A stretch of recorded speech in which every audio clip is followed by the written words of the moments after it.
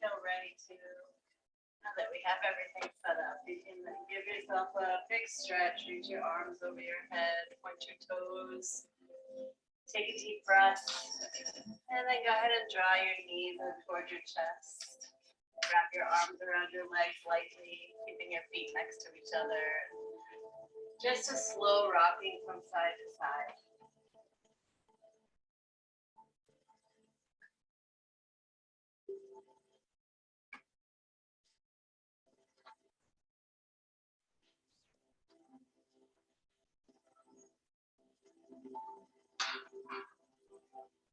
Releasing your arms out wide, keeping your knees in, continuing to rock slowly from side to side. A little bit further over to each side. As you continue to rock and connect with a twist.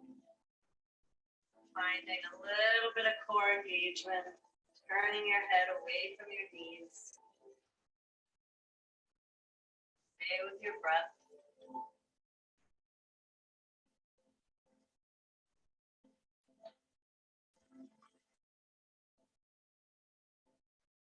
Just check in with your body. If you want to continue to rock from side to side, then stay with this movement. And if you feel like you want to pause, then take some time in a twist on each side, a couple breaths on each side.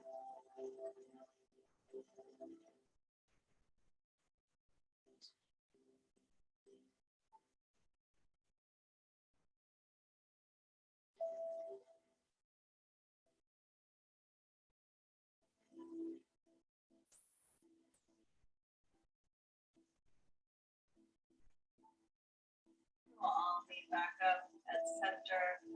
Take your time getting there. Go ahead and grab the strap that I gave you. And we will bring it around the bottoms of our feet with our legs extended up toward the ceiling. And when you hold on to the strap, you want your arms to be straight. So reaching as far up the strap towards your feet as you can, arms straight. And then relaxing your arms. So the weight of your arms is bringing you a little bit into this posture here with your legs straight and they're tracking back toward your head just a little bit. We're not pulling or forcing. We're just staying gentle, listening to where our bodies are this morning and connecting with the breath. Send your breath to where you feel most sensation in the body.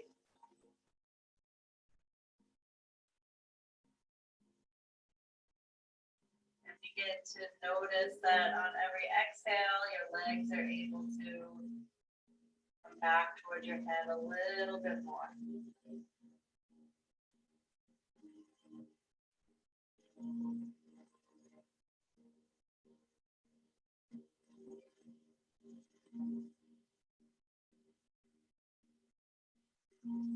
One more breath here.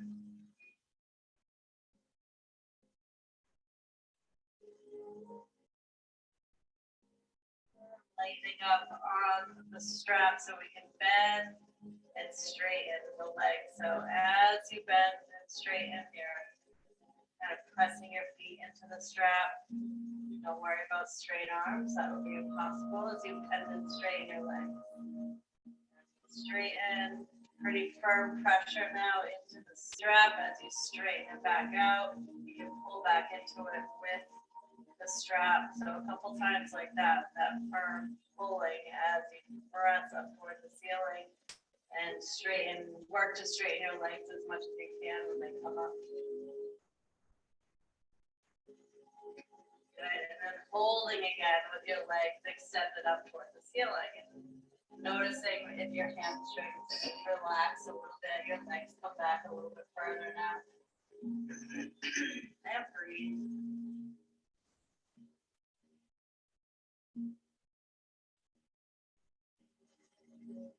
One more breath here.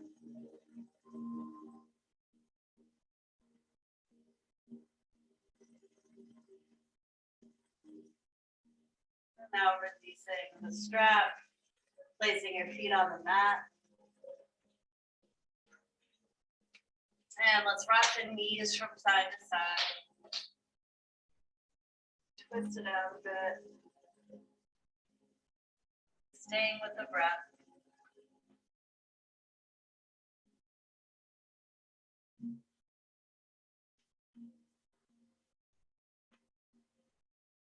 And coming back to center. Walking your feet back towards your hips, the arms down by your sides.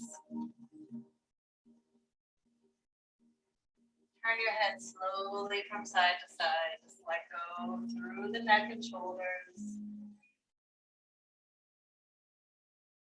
And head comes back to center. We're going to lift just into a modified bridge on our inhale. So when you're ready, on an inhale, lifting your hips up without rolling the shoulders under, just connecting with that extension from the shoulders to the knees.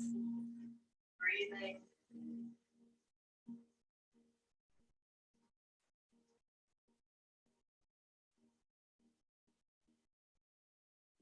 Deep breath into the belly.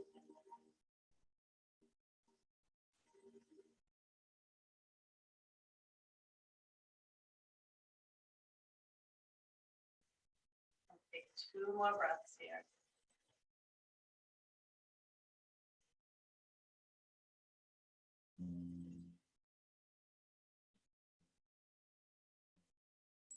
When you're ready to release, nice and slow, roll down, 1 vertebra at a time. And as you release all the way down, soles of the feet together, knees out wide. And we'll take our arms overhead this time with the palms facing up. Shoulders away from the ears. Again, staying with that breath in your belly.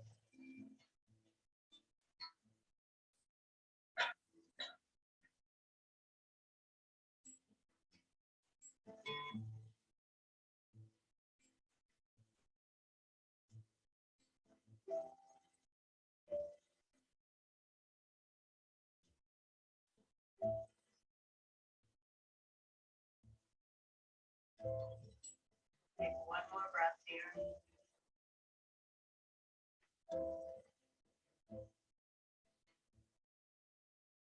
Bringing the knees back together. Let's cross left ankle right over the right knee for our modified pigeon. Lifting the right knee in toward the chest. You can hold behind that leg to pull it in a little bit more firmly. And press the left knee away. And just connect with that nice hip stretch, flexing both feet. Breathing.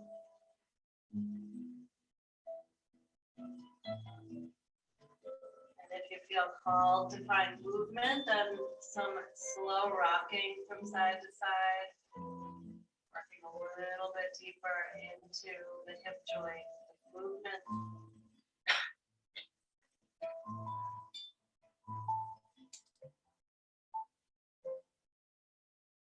Take 1 more breath here.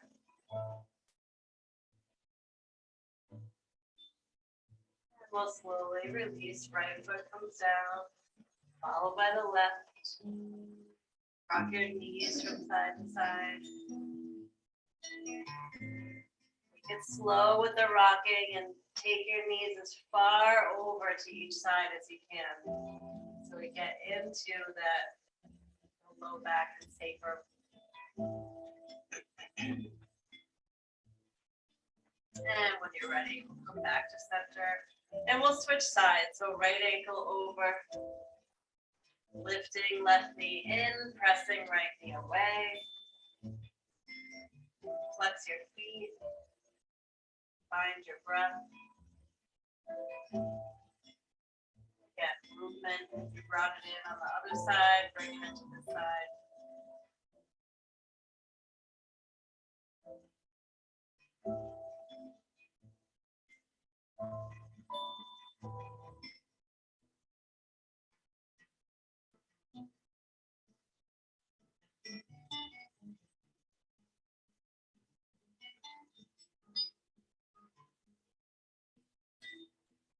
One more breath here.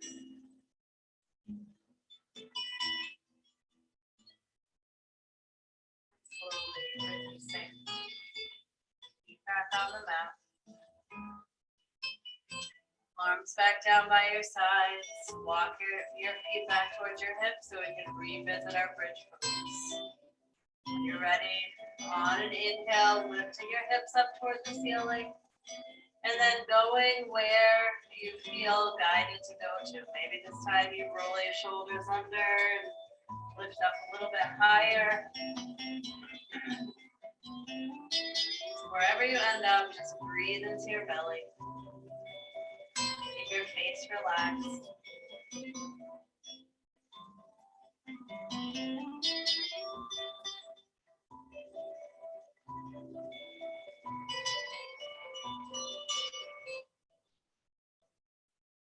Even in bridge, when you're holding, if you want to find some small movement, then go for it.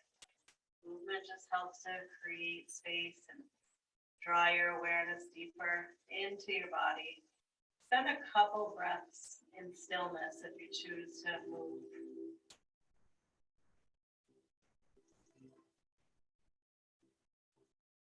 Stay here for 2 more breaths.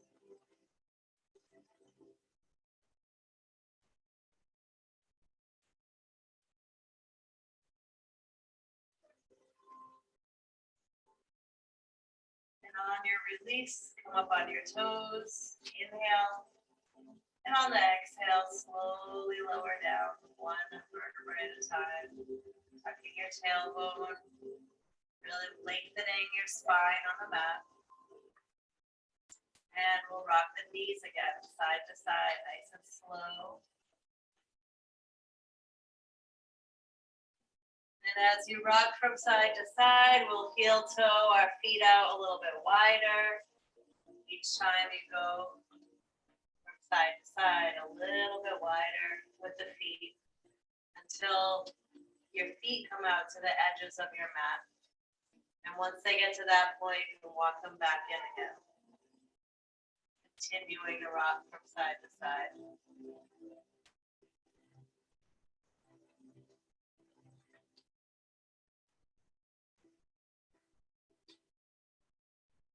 And when you make it back to center, grab your strap again. And we'll strap again around the feet, legs extend up toward the ceiling. Straightening the legs. Drawing them back toward the head. Find even more space this time around. Connecting with your breath. And let's rock the lower body from side to side. So the legs are rocking side to side.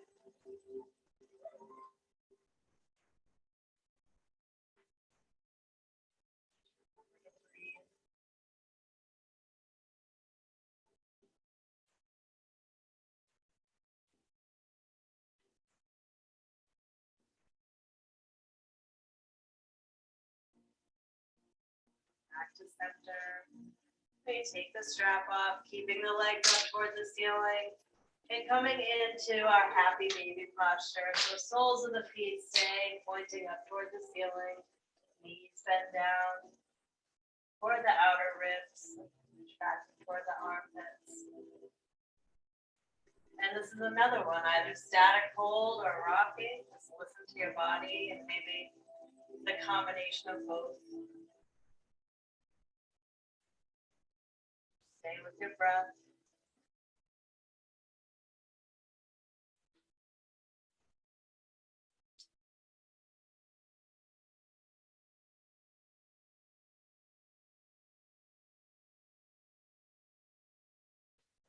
Take one more breath here.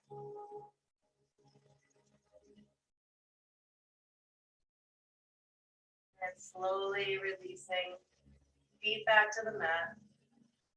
Stretch your legs out, reach your arms overhead. Big stretch here, stretch it out. Deep breath.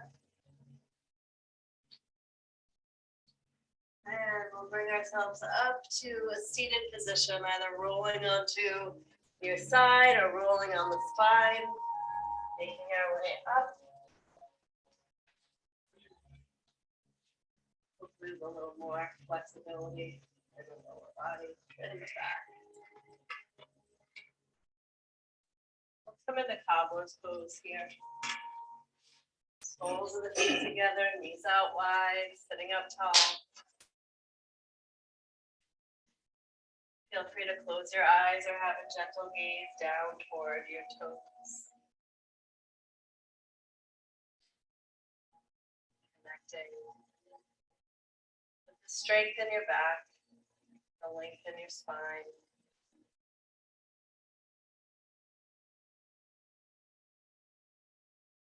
Nice deep breath.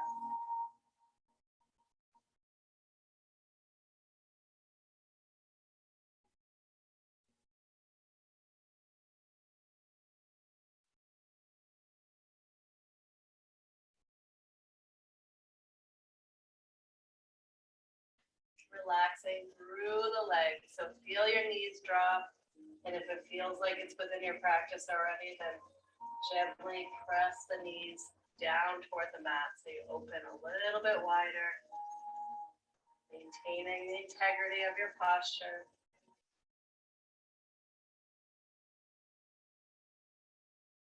One more breath here.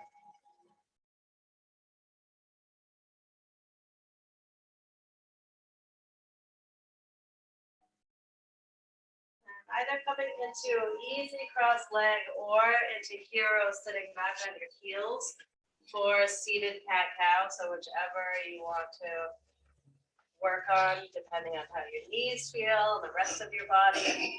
So on your inhale, reach your heart forward, lift your chin, and on the exhale, round your back. Works similarly wherever your legs are. Inhale forward and exhale back.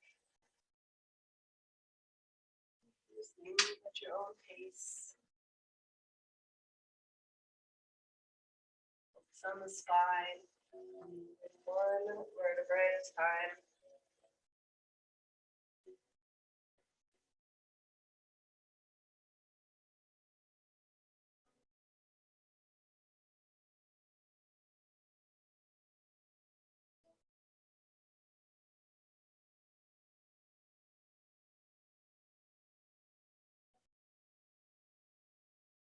Back to a neutral spine. Fingertips to shoulders, circling the elbows.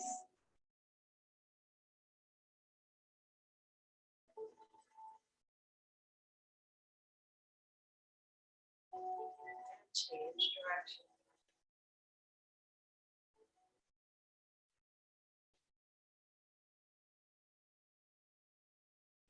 Back to center, dropping the arms down. Let's inhale, sweep them out and up.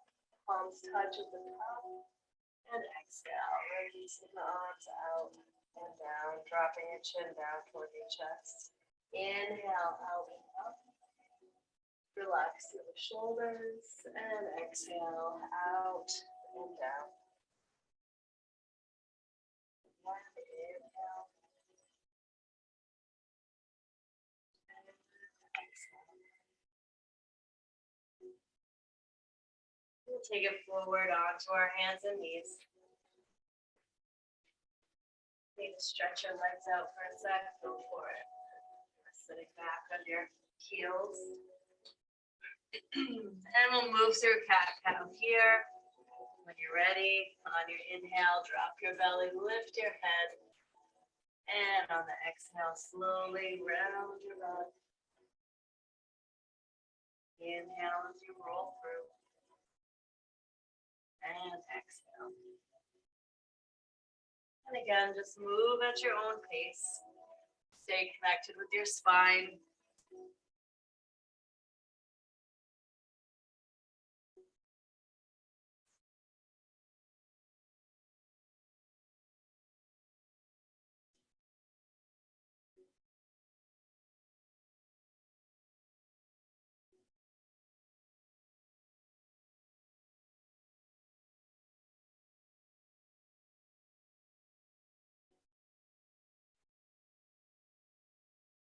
Come back to a neutral spine.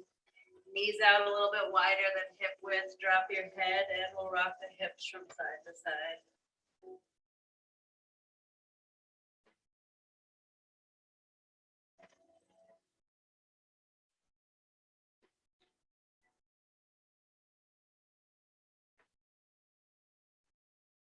And if you're feeling it, you can bring it into your barrel roll. As much movement as you can. Stay with your breath.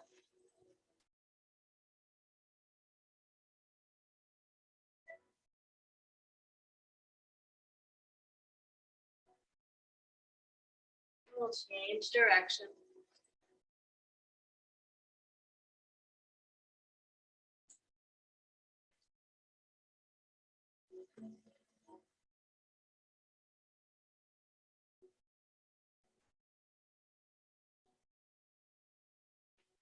And the next time you come forward, drop into your modified plank, lift your head, inhale. And on the exhale, press it back to child's pose.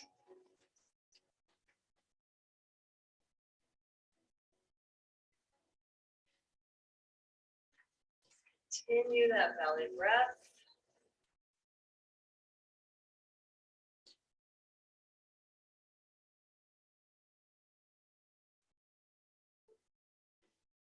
We'll take one more breath here for now.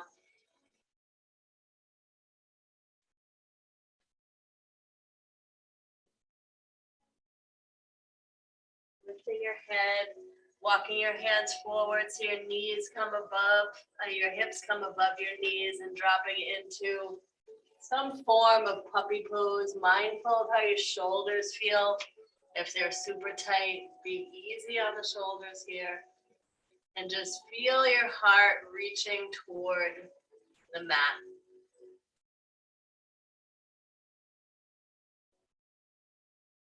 And maintain your breath.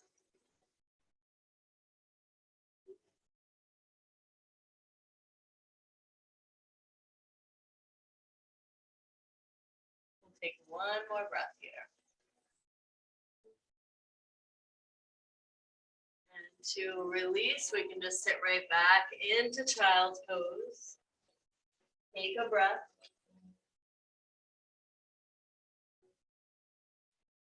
And we'll rise up to table. As you rise up, round your back as you come up. So you release any residual tension there. Coming back to a neutral spine. And let's extend our left leg back behind us. Pointing your toes down toward the mat. So flexing your foot, reach through the heel, press into the mat so the shoulders are nice and strong. Lift your head slightly, engage your core. Take a breath here. And we'll inhale together. And on the exhale, drawing the knee in toward the nose, round your back. Inhale as you extend it back out. And exhale, draw it in. One more time, inhale, extend.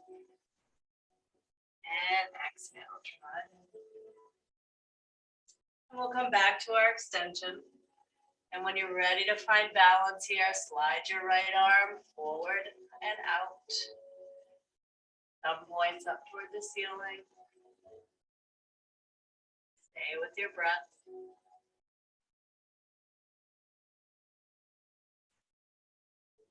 Your next inhale, lift you a little bit more. And on the exhale, releasing back to table. Rounding your back, drop your head, tuck your toes, draw your chin toward your chest. Take a breath.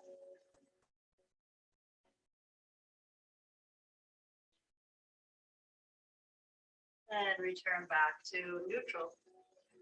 And we'll take the right leg out behind us. Flexing the foot so you're reaching through the heel. Lift your head, core is strong. Inhale. On the exhale, drawing the knee in toward the nose. Inhale, extend. And exhale, bring it in. Inhale. And exhale. Coming back out to our extension. Finding your balance. Left arm comes out when you're ready. Breath easy.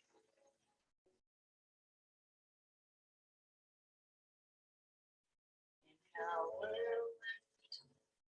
And exhale, releasing back to table. Go ahead and round your back again. Tuck your toes. Draw your chin toward your chest. Take a breath.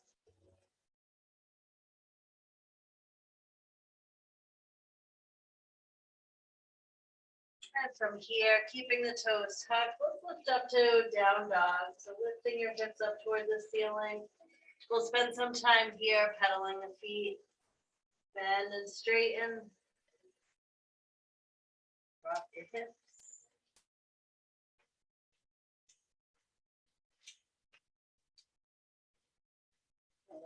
Release the shoulders, the neck by softening the elbows.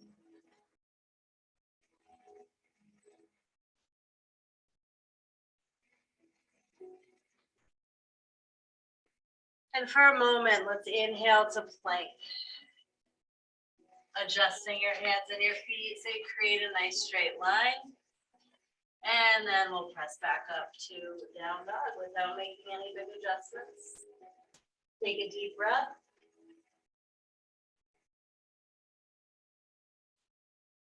And let's walk our hands back toward our feet. Coming into a fold at the back of your mat. Bend your knees if you need to. Drop into it. Let your arms hang heavy. Shoulders relax. And even as we hold here, let's bend and straighten the knees, the legs, one at a time or together, combination of both. Finding a little more release through the back side of the body.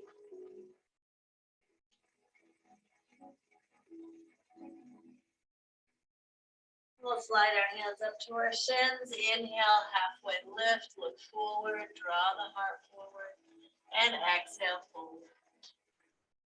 Let's inhale and roll up to standing. One vertebrae at a time. Reach the arms out and up, lift your toes, and exhale, hands to heart center. Taking a moment here. Either close your eyes or have a soft gaze down toward the floor.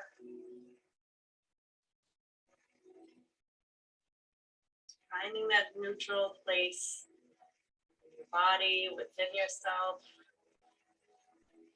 where you feel balanced.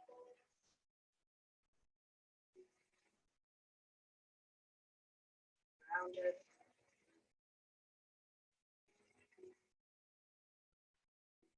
Releasing the arms down by your sides. Let's inhale and reach them out and up, breathing here. Exhale, hands through heart center, releasing them back down by your sides. Next inhale, sweeps them out and up again. Look up towards your thumbs. Exhale, hands through heart center. One more time, inhale, reach it out and up. This time on the exhale, dive into your fold. Again, bend your knees if you need to. Inhale, halfway lift, look forward. And exhale, fold. Bringing your hands down to the mat. Let's inhale as we walk it out into a plank. We'll set the knees down in our plank, unless you want to keep them lifted. On your exhale, slowly lower down. Let your forehead touch the mat. And let's slide the feet out to the width of the mat, drawing your shoulders back away from the ears. Hands are under the shoulders. Inhale as you peel up to cobra, high or low, just listen to your body. On your exhale, slowly lower out and down. Inhale, rising up. Holding here. We'll inhale with our head center. And on the exhale, looking over the right shoulder, look back, connect with a little twist. Inhale, back through center. Exhale, look over the left side. Good. Inhale, back to center. Tuck your toes. Let's press back to down dog. Step your feet together. Big toes touch, heels apart. Connect with your breath. Breathe into your belly.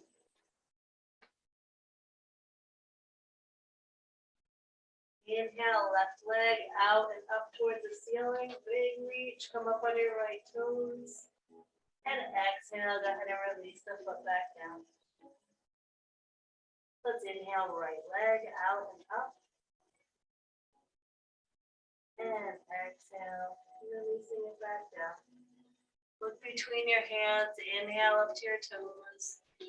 On your exhale, tiptoe up to the top of your mat. Back to your fold. Soften the knees if you need to. And your choice of how you want to rise, either rolling up or reverse swan dive. Inhale to come up. Reach it out and up. And exhale. Hands through heart center, releasing your arms down by your sides. Take your big toes together, heels apart, connecting with your breath. Relax your shoulders, open the heart.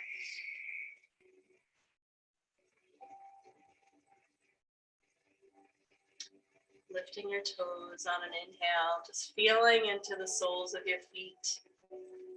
You feel those 3 points at the bottom of each foot. 4 if you want to visualize a point on either side of your heel instead of just one in the middle.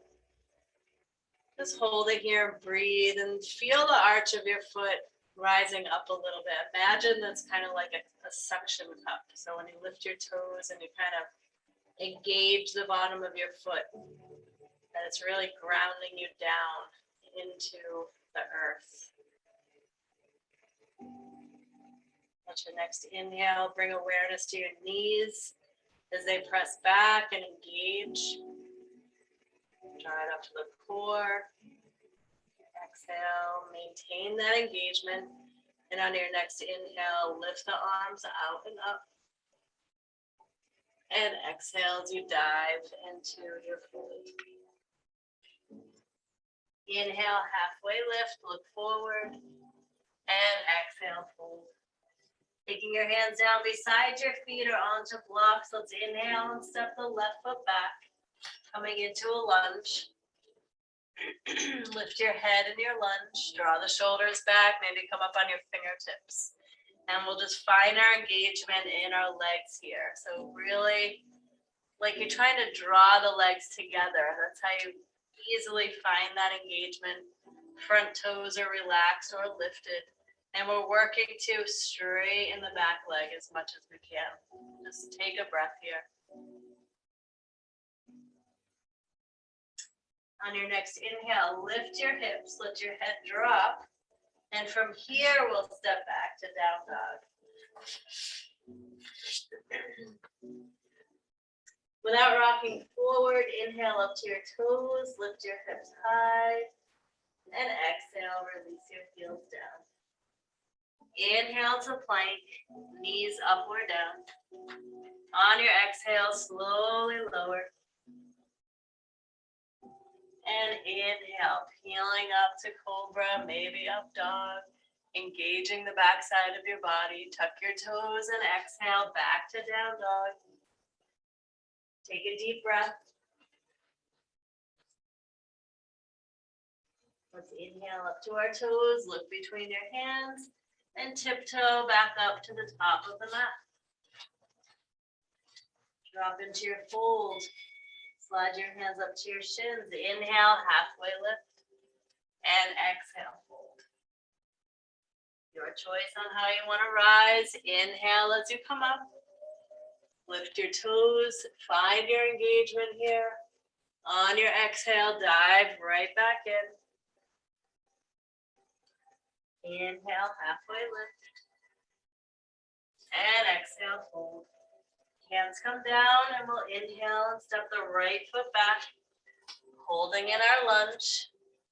Maybe come up on your fingertips so you can draw the shoulders back. Working to straighten the back leg. And breathe. Your ribs are on your thigh. Let your next inhale lift the hips, drop your head, and step back to down dog. Toes touch, heels part. And inhale up to your toes without rocking forward. Lift your hips high. Exhale to release your heels down. We'll inhale to plank. Again, knees up or down. On your exhale, slowly lower. Inhale, rising. And exhale, take it back to down dog. And breathe. Breathe into your belly. Maybe shorten your down dog for an easier hold. A stretchier hold.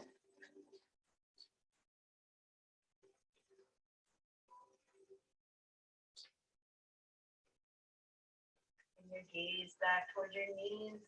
Soften your eyes.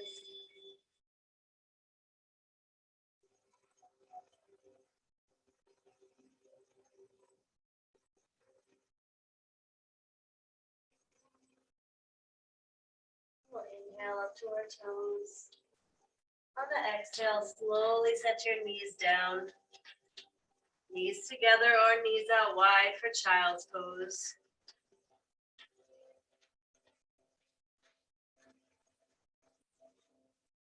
And reconnect with your breath.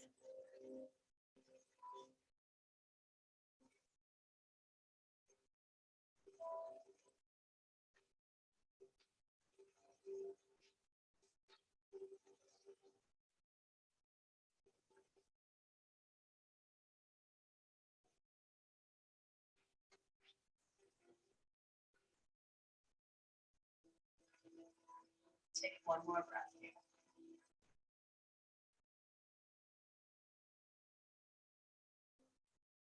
When you're ready to move, come back up to table so that way you can grab your strap and make sure it's up toward the top of your mat before we come all the way up to standing, because we're going to grab that the next time we come up to standing.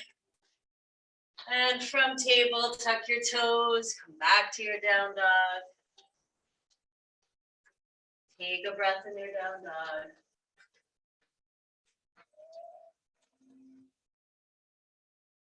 And then we'll tiptoe it up to the top of our mats, grabbing our straps and rolling up to standing. Inhale as you rise, and we can take our arms out and up even with the straps.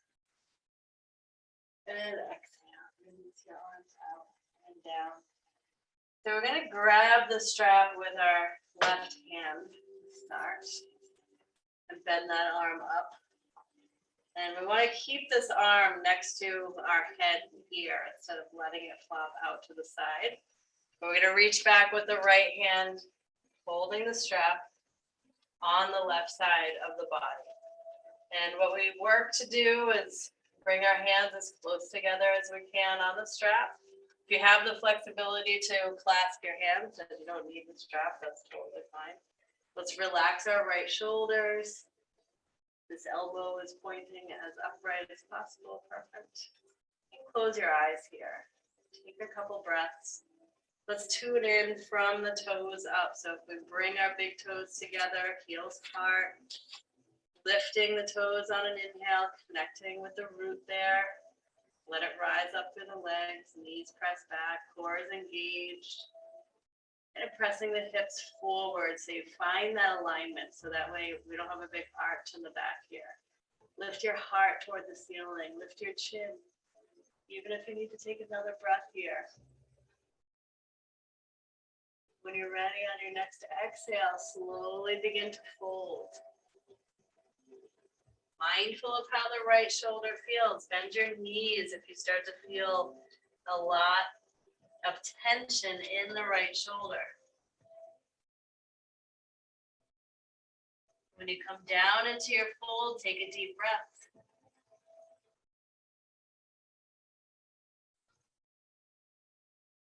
Ready to rise, come up on an inhale. Soft knees or straight legs. See where it takes you. Big inhale to rise. Good, keep holding the strap. Take a breath, relax your body. Without moving anything except for your hands, just open your hands. Let the strap fall to the floor. Good. And then nice and slow, let's inhale, arms out wide. Slow, slow, slow. Reach through your fingertips here. Good. Lift them up toward the ceiling. Relax that right shoulder. And on your exhale, dive into your fold. And give yourself a hug here. Soften your knees, reaching for opposite shoulders. Take a breath.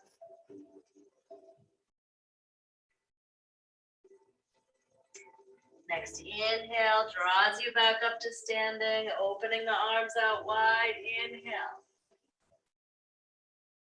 Exhale, diving forward and down this time. Arms straight out in front as you come into your fold. Go ahead and grab your strap. And we'll roll it up. Let your arms hang heavy as we roll it up. I'm going to roll the shoulders a few times in each direction. And then we'll take the strap in the right hand and bend it up.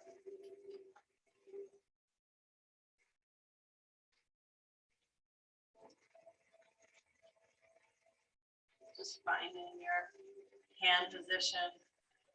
Close your eyes to focus on your feet and building up from there. We have a neutral spine, getting rid of the arch in the back.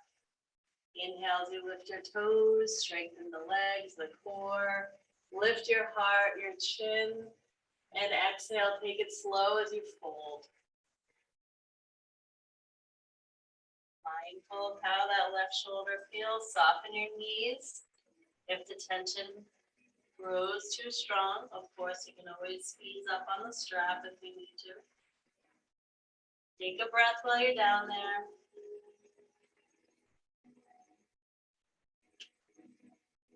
When you're ready to rise, inhale as you rise. Holding here. Open your hands.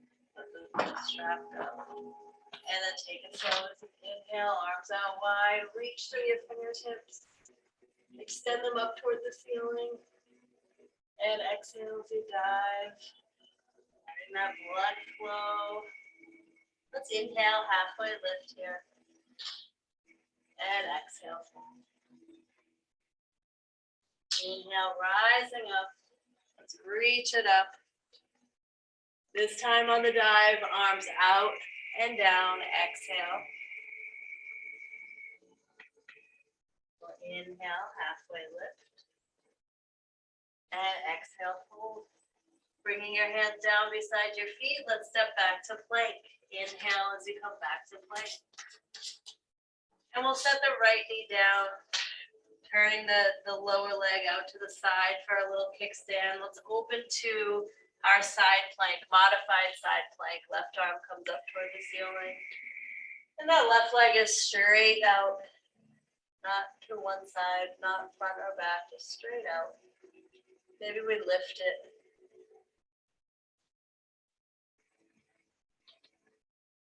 Just find your breath. Find some freedom here. Opening the body.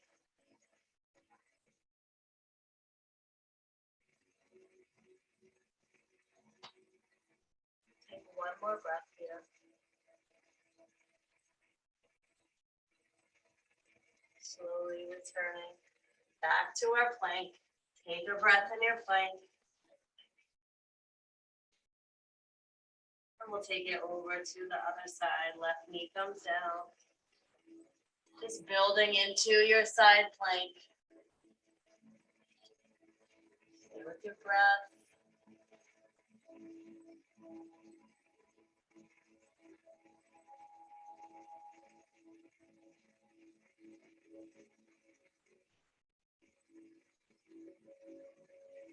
One more breath here. And go ahead and bring it in. Sit back into child's pose. Knees together if you can. So that way you can take your arms down by your legs and relax your shoulders.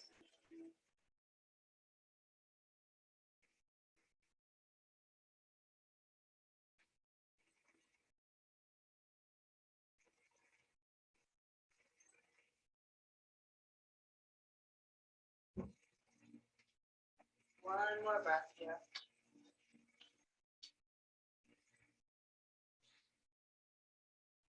When you're ready to move, you can come up to a seated position.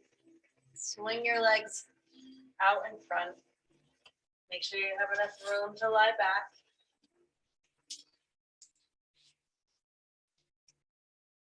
I'll take the arms out when you're ready, palms up. Inhale to lengthen the spine. And on your exhale, rolling onto your back.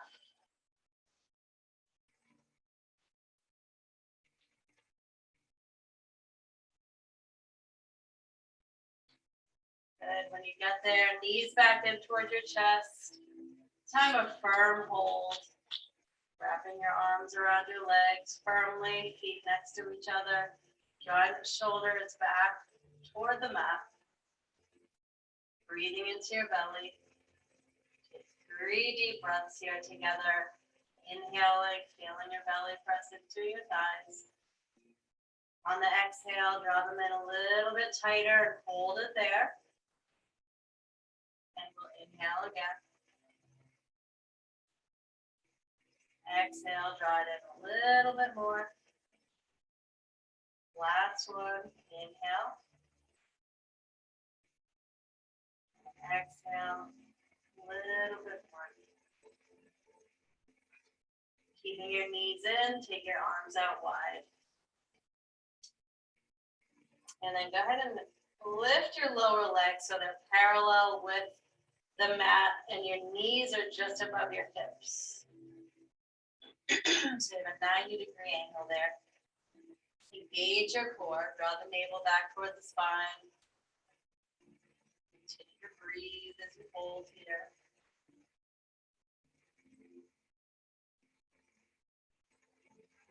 And then very slowly, keeping your legs in that position, begin to rock them from side to side. And I say slow because we're massaging our back in a different area. And you might find a little extra tenderness there. So the slow rocking will help to massage it out a little bit more.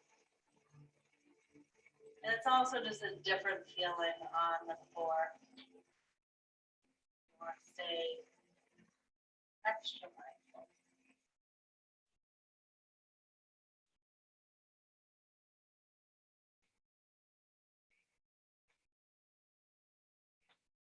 Next time you come back to center, hold it there. And let's cross the left leg over the right leg, all the way crossed over. And on your next exhale, twist over to the right side with the legs crossed. Turning your head left. Connecting with your breath.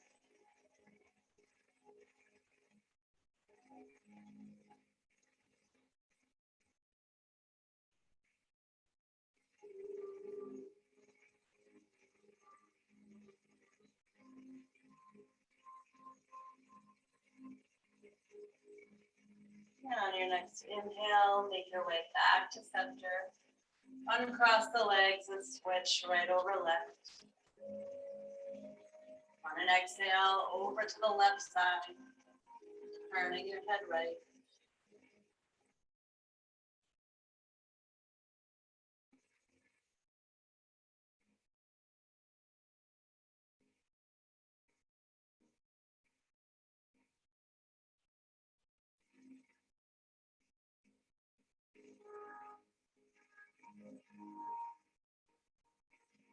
Inhale takes you back to center, where you can untwist the legs. Plant your feet on the mat. Tuck your tailbone, so lift up just enough so you can tuck your tailbone and lengthen your spine out on the mat as much as you can. Reaching your arms overhead, palms up. Extend your legs straight out on the mat. Walk your heels away. So you're really reaching out from the shoulders, the hips. Take a deep breath. And from here, relax your body. Keep your arms where they are, your legs where they are. Just relax. Tune into the different sensations in your body. And let that be a guide as to how you set up for Shavasana.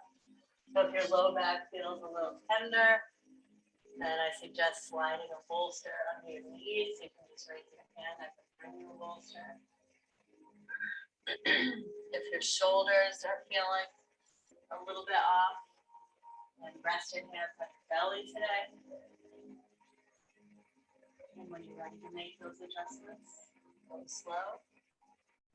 Raise your hand if I can bring you a bolster.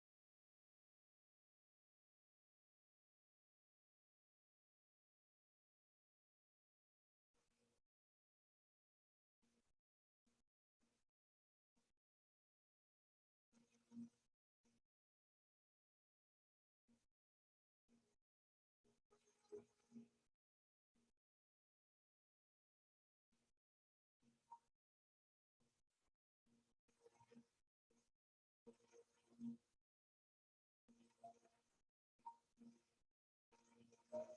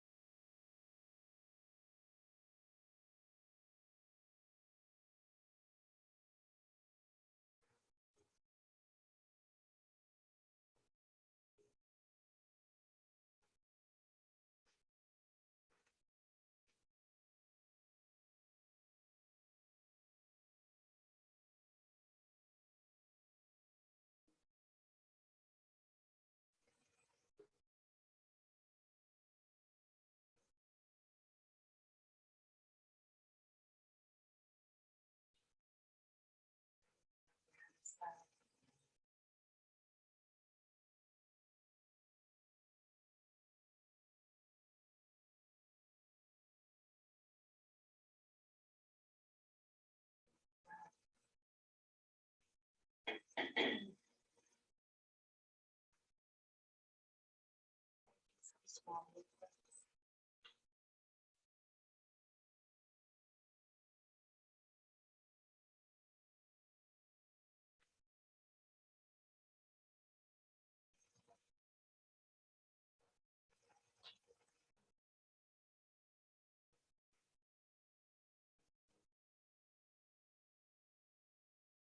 Every time you leave before rolling up to your right side.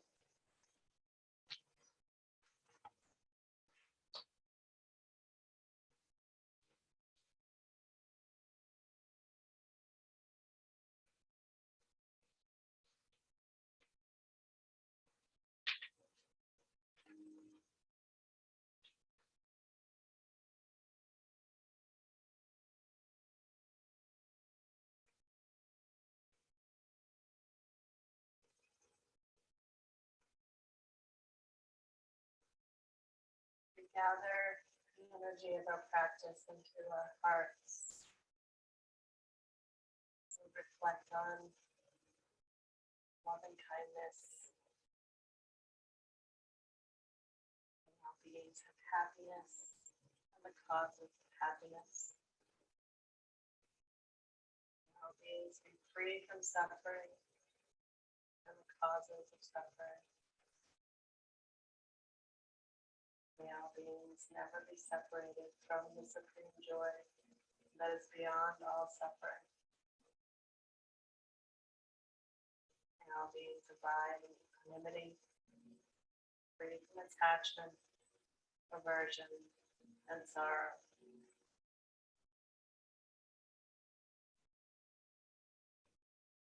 Beings have happiness and the causes of happiness.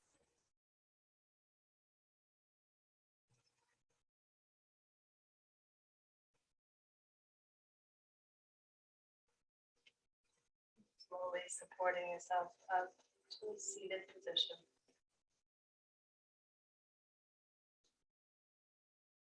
Your eyes closed, hands at heart center.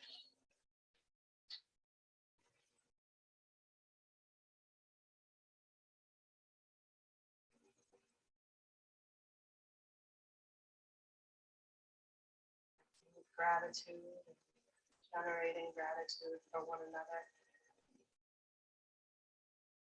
Showing up this morning, contributing to this practice.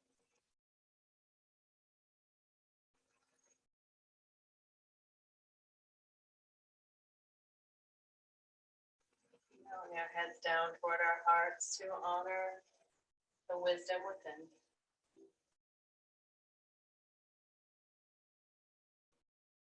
Bow a little deeper to honor the hearts and wisdom of many teachers and ancestors.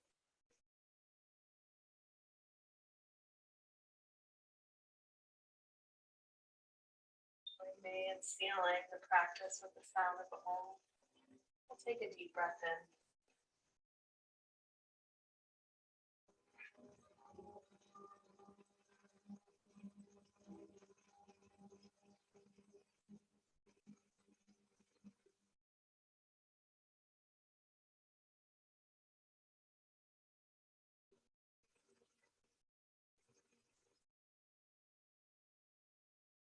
Namaste.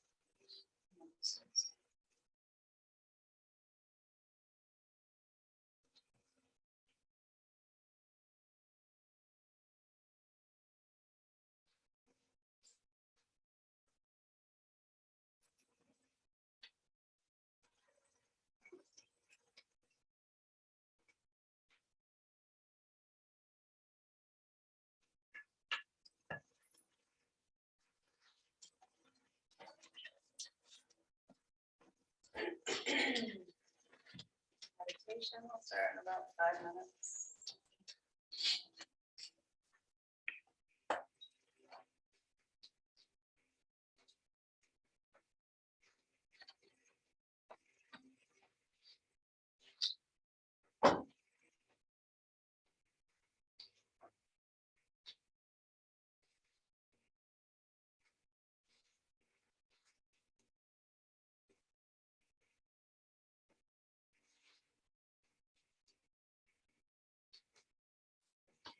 So have a good day too. Remind me to for Wednesday. Oh, yeah, Okay. I'll be back.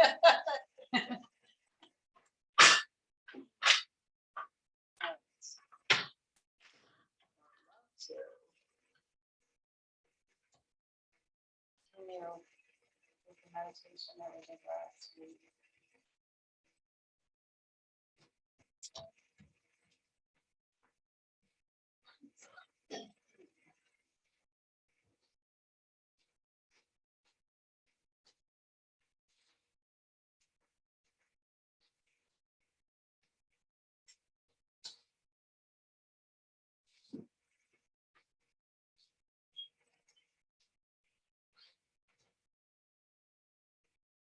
Thank you. Thank you for coming. Have a good day today. You too.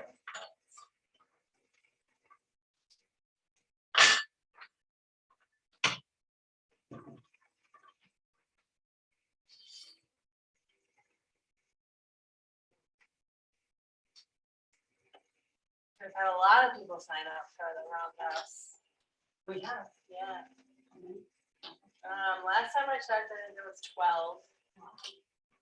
Maybe half are gonna be on Zoom. Okay, Yeah. nice.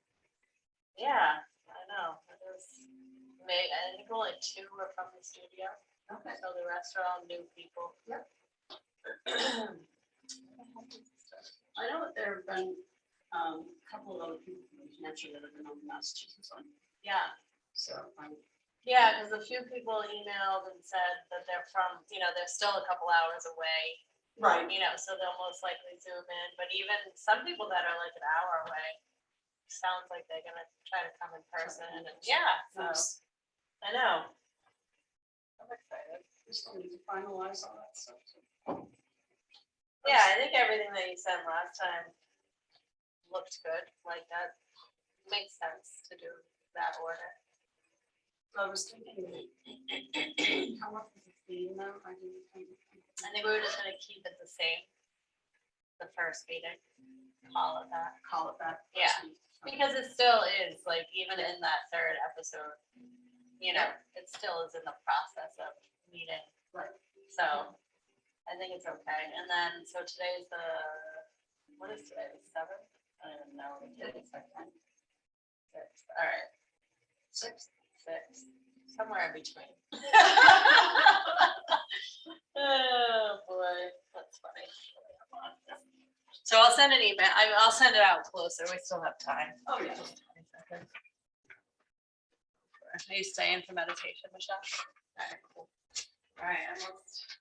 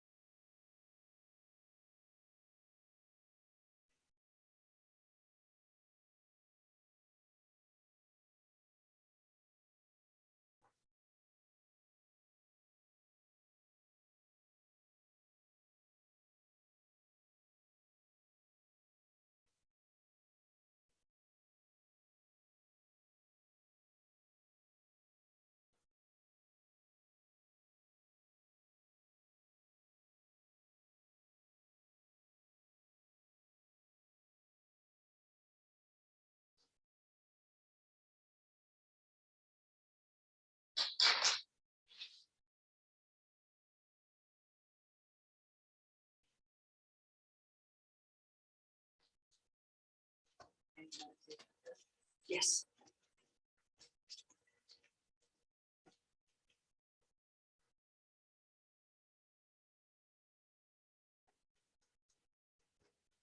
I'm actually seeing Nina for myself at 10:30.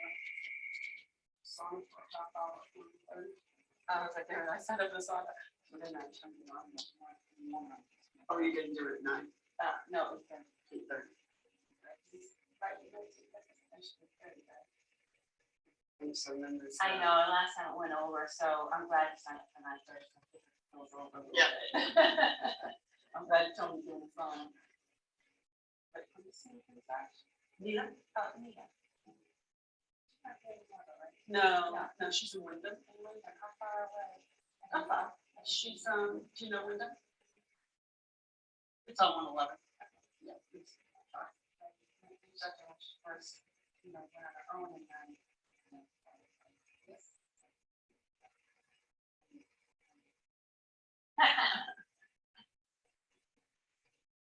Have you seen it since she's been on her own? Oh, yeah. Oh, yeah, so how's she doing? She's doing great. Yeah. Yeah, I've seen her several times. Shoulder stuff. I mean, there's only so much you can do and.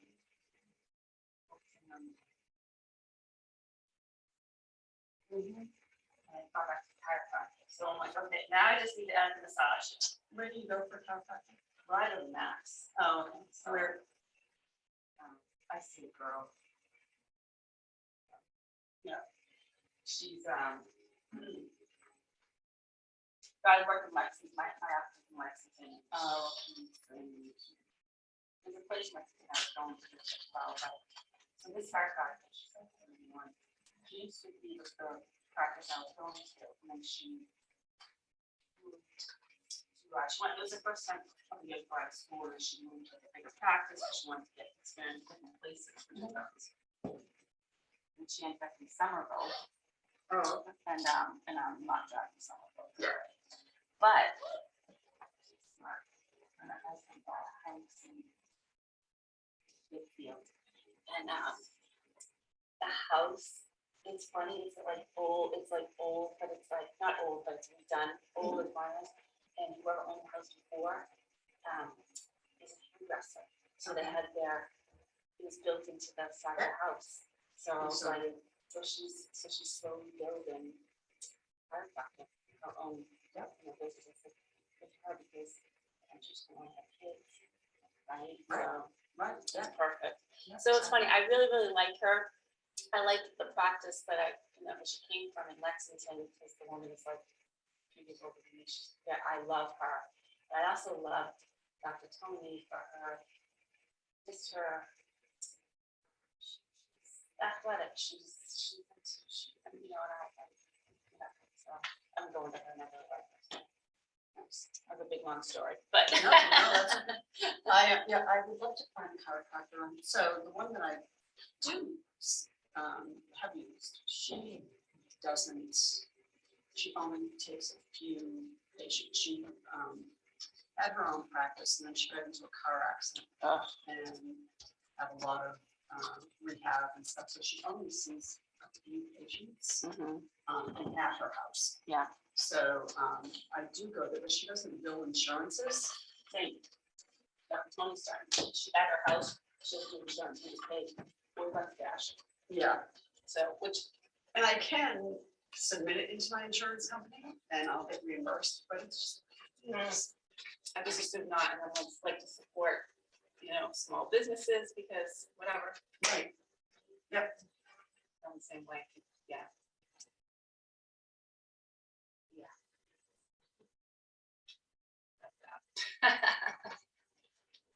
Is this just us two? I guess so.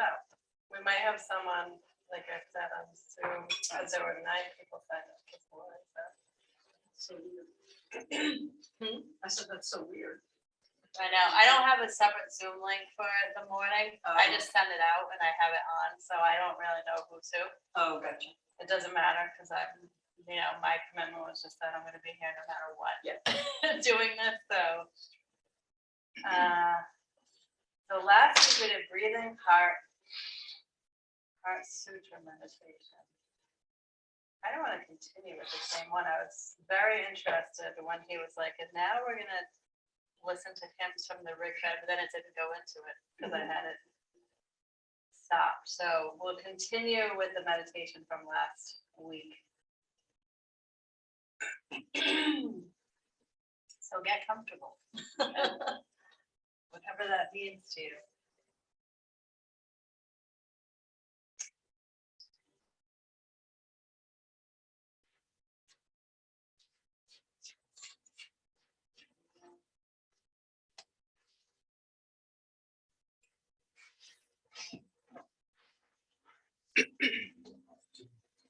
Considering all the things for which you are grateful.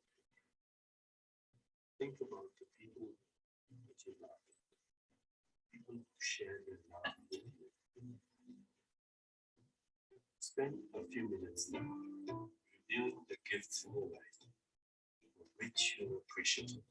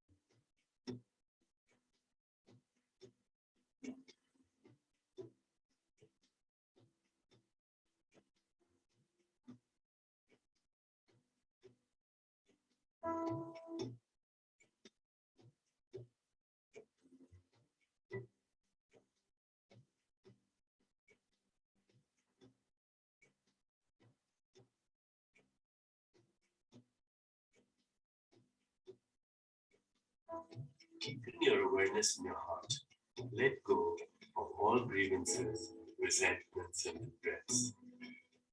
Repeat the following statement derived from the Course in Miracles to help you release toxic emotions from your heart.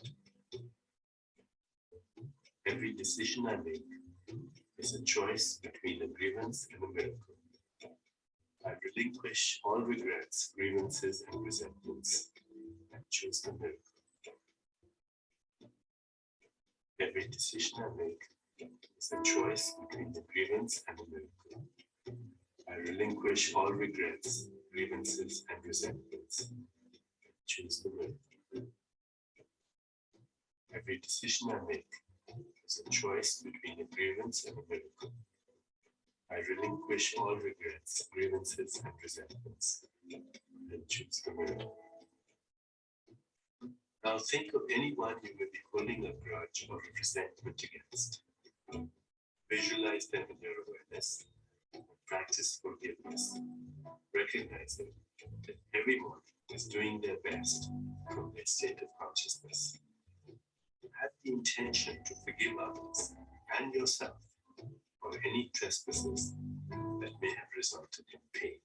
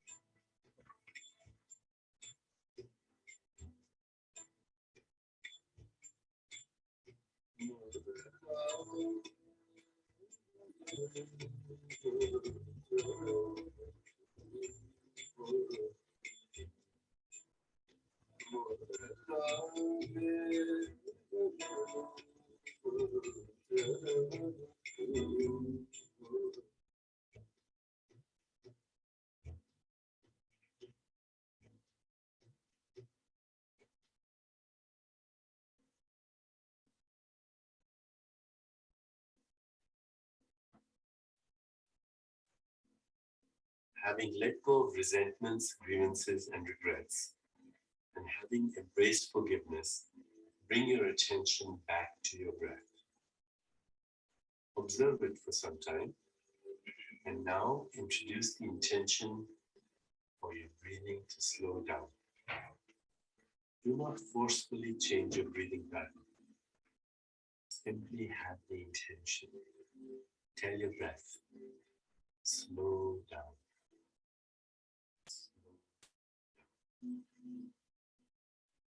Slow down.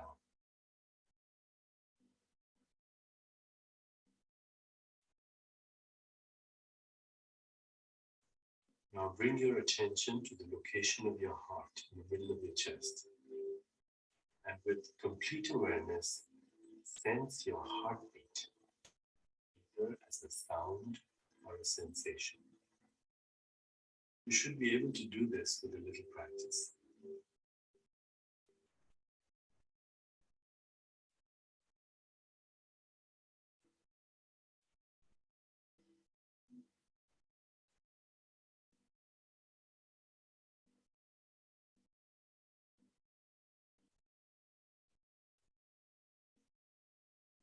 Once you can sense your heartbeat as a sensation or sound, bring your awareness into your palms and have the intention to experience the throbbing of your heartbeat in your hands. Experience the throbbing warmth and tingling in your hands. Introduce the intention to increase the warmth and tingling in your hands. You may find that your hands are becoming extremely warm.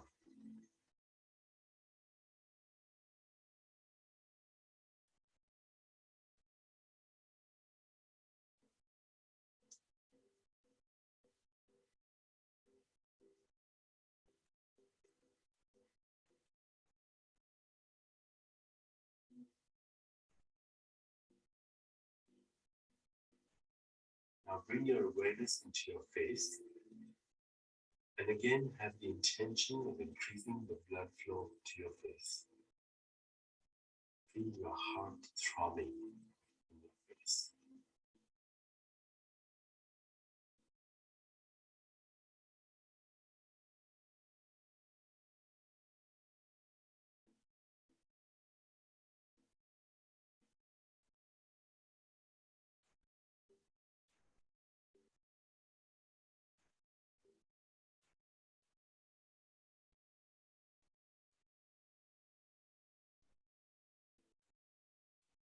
You have just acquired a remarkable ability, the ability to increase blood flow to parts of your body simply through your attention and intention.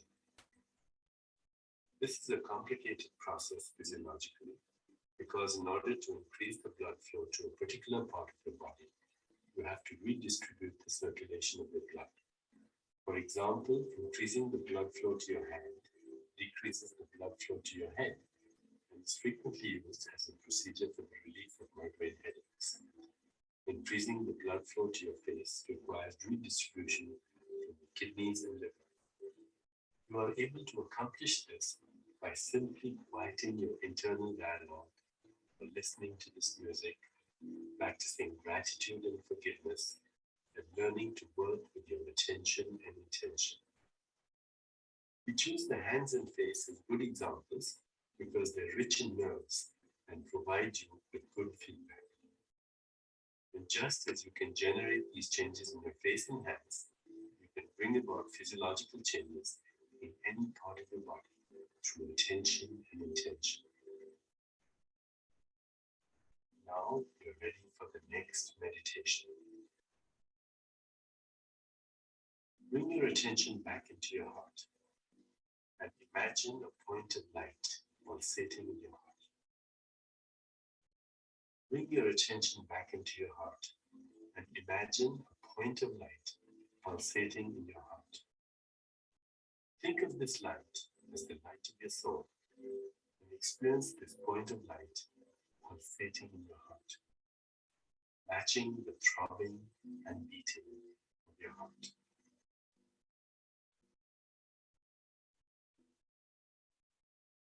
With each throb, radiates the qualities of your soul.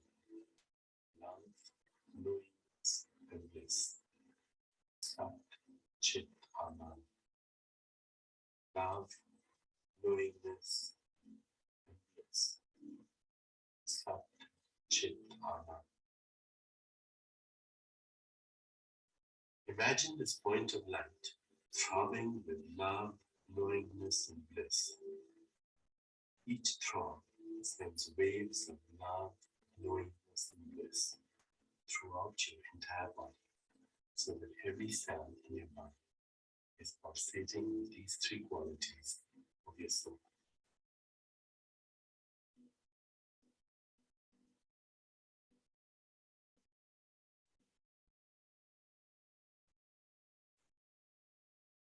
So now start to practice this.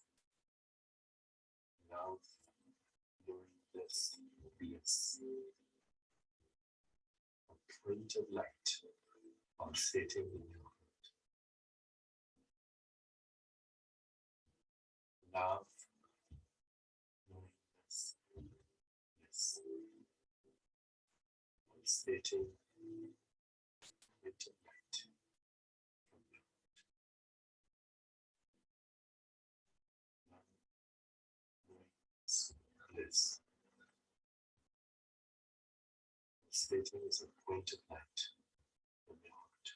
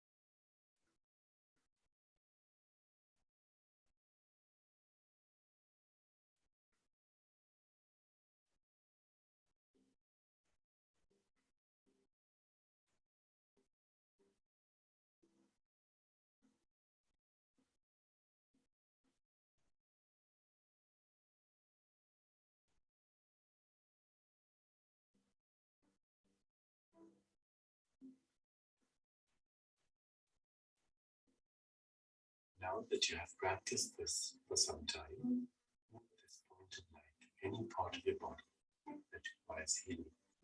If you have an upset stomach, a backache, or tension in a muscle, move the point of light to that location and let it pulsate with love, knowingness, and bliss. Love, knowingness, and bliss. Love, knowingness, and bliss. Point of light pulsating in your heart. Love, knowingness, and bliss is a point of light, either pulsating in your heart or now in a different location where you wish to bring about the process of healing. Love, knowingness, love, knowingness,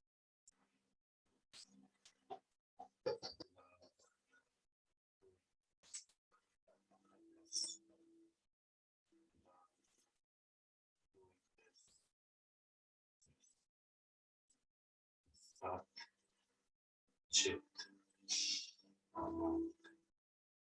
Sat, Chit, Love, knowingness,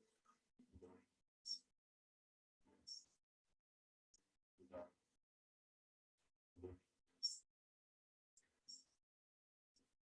love, knowingness, love, knowingness,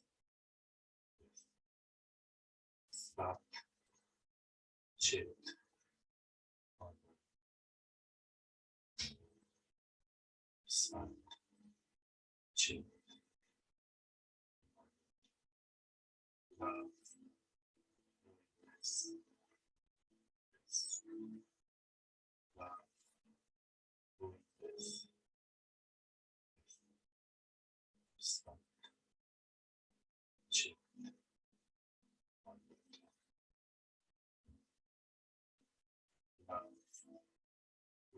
awareness.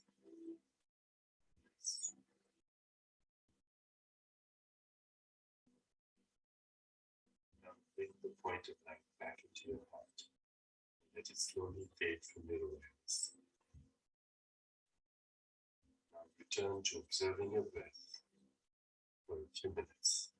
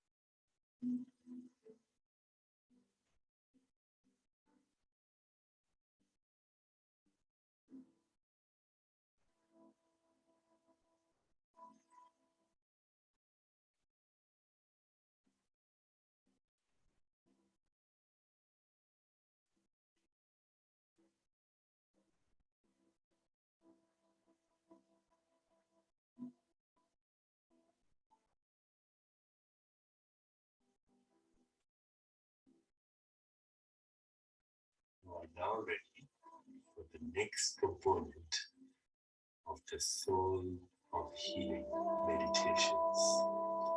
Keep your eyes closed.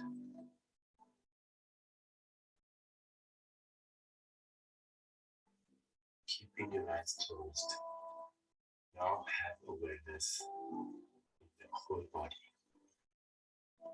Awareness in the body at the level of being. It means awareness in every cell of your body. Healing in every cell of your body. Consciousness in every cell of your body. Bliss in every cell of your body. Love in every cell of your body. Knowingness in every cell of your body. Awareness in the body with the level of being. Consciousness. Intelligence. Pure consciousness. Bliss. Infinite organizing power. Infinite creativity. Infinite healing potential in every cell. We now proceed to the healing hymns from the Rig Veda. As we listen to these hymns, we keep our awareness in the body, knowing the body is responding infinite creativity to return us to the memory of wholeness.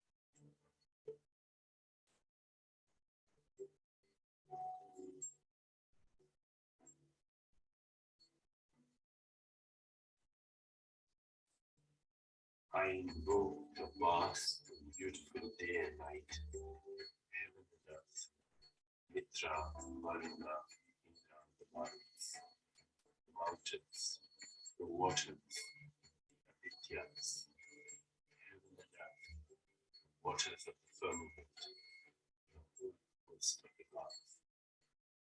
May the intelligent and truthful heaven and earth defend us from ignorance and from the ignorant. Let not the malevolent forces have power over us. We solicit today this protection of the gods. May the Adityas and may Aditi, the mother of the opulent Mitra and Varuna, preserve us from all ignorance. May we hasten to celestial light, which is free from disease. We solicit today this protection of the gods.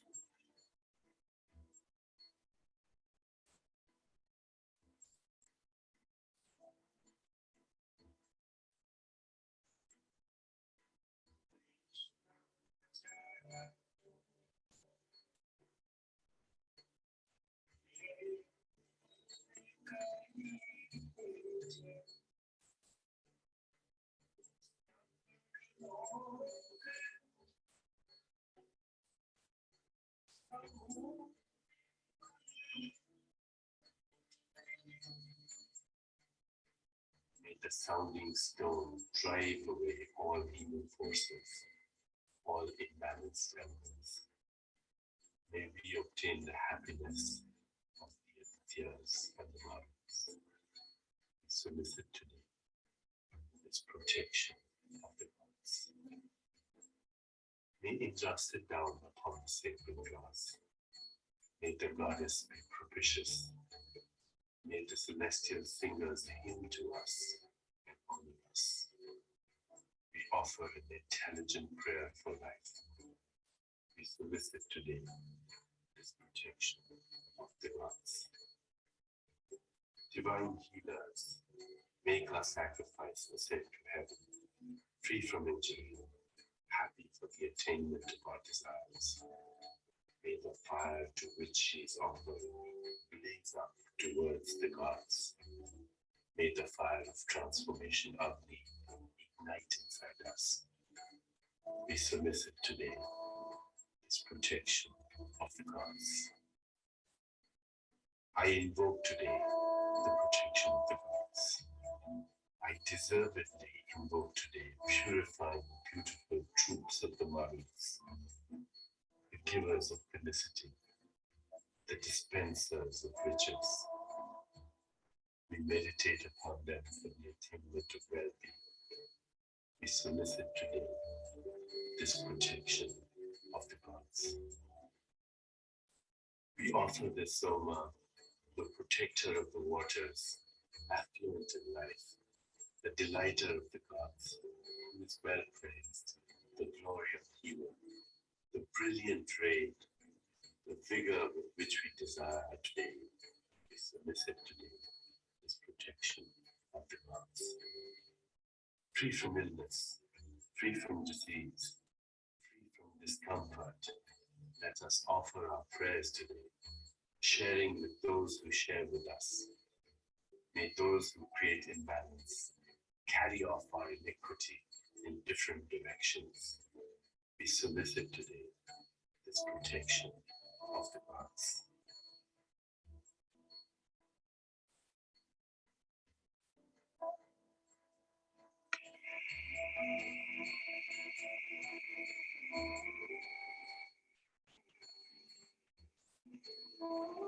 Gods who are entitled to the worship of men and women, hear our prayers and grant us that which we request. Bestow upon us the intelligence that we require for healing. We implore today the special protection of the mighty, the great, the irresistible gods, that we may obtain affluence, abundance, creativity, and healing. We solicit today this protection of the gods. May we be free from ignorance. May we be free from disease. May we be happy in the enjoyment of the happiness of the mighty kindled Agni, and in the keeping of Mitra and Varuna for our welfare. May we be among the excellent progeny of Savitri. We solicit today its protection of the gods. Universal gods who take part in the functions of Savitri, the parent of truth, of Mitra and Varuna, confer upon us auspicious and honorable consciousness. May Savitri on the west, Savitri on the east, Savitri on the north, Savitri on the south, may Savitri send us all desired wealth and healing. May Savitri bestow upon us a long and healthy life. We solicit today its protection of the gods.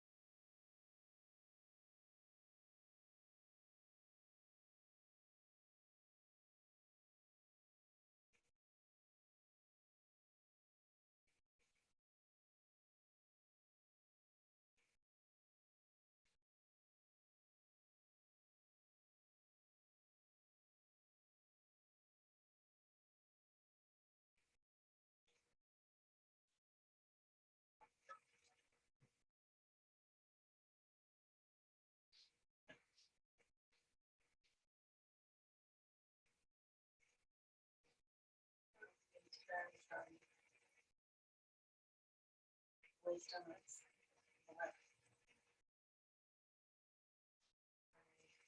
Robert Thurman.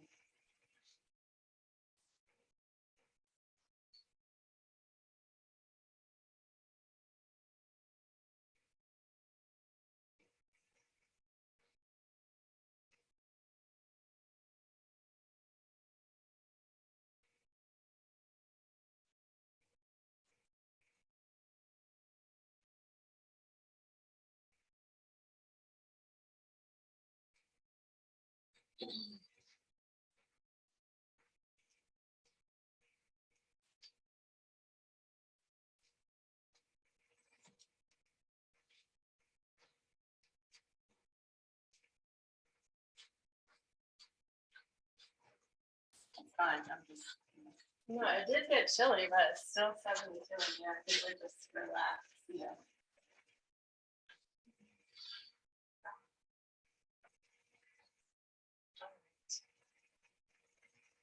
So this book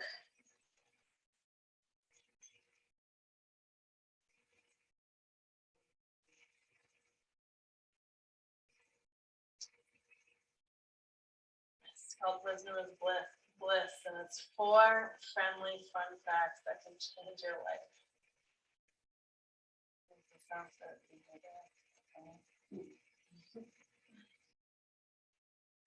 We'll just go to chapter 1. starts The Buddha Path. This book is about getting real while having fun along the way. Maybe you're surprised to hear that things like Buddhas, enlightened persons, enlightenment, spirituality, or wisdom have anything to do with reality, and even more astonishing, with joy or even fun. You might think reality is dreadful, joy is all too rare, and fun is childish, while the spiritual life is supposed to be terribly serious. Let me start right off, since my life has had a lot to do with Buddhism, which seems highly religious, by saying that what I am going to share with you is not the religion of Buddhism, but the experience of Buddhism. The full release into joy that happens when we come face to face with the real reality. Our goal here is not to believe in Buddhism, not to be religious, not to join a cult or subscribe to a theory. Our goal is to gain the clarity of mindful awareness and the joy of real freedom, no matter what our religion, belief system, or cultural membership. I call that deep experience a Buddhism. And yes, I purposefully associate it with an orgasm, the blissful transport that every animal approaches with fear and trembling, yet craves as a peak experience of life. Of course, everyone makes a fuss about finding happiness or joy, but few make a virtue out of fun. Enlightenment smacks of 17th and 18th century intellectuals like Descartes and Voltaire, and the serious business of facing the universe, dismembering nature with scientific analysis. To be clear, what I mean with this term of enlightenment includes that too. But more importantly is the blissful fun of life with wisdom and love. It is an extraordinary state of awareness, which we will all definitely get to amazingly soon. Serious science. Science stinks of chloroform, labs, and people in white coats mixing noxious chemicals, telling us we need surgery or radiation, making bombs, building computers that lock us into information overloaded and end up with AI spewing humanity despising robots like the Terminator or the Cyclone. Sorry, he is hilarious. Buddha was a scientist for sure. Some fun-loving moderns might think that the historical Buddha did show a promise as a fun-loving young prince. His name was Siddhartha Gautama, and he had a royal throne, a glamorous life, eventually a loving wife, and then a beautiful son. But then he seemed to go awry. He ran away, starved, and tortured himself, and ended up a beggar. But actually, when the young prince gave up the pleasure of family life, he found the far greater pleasure of being Buddha.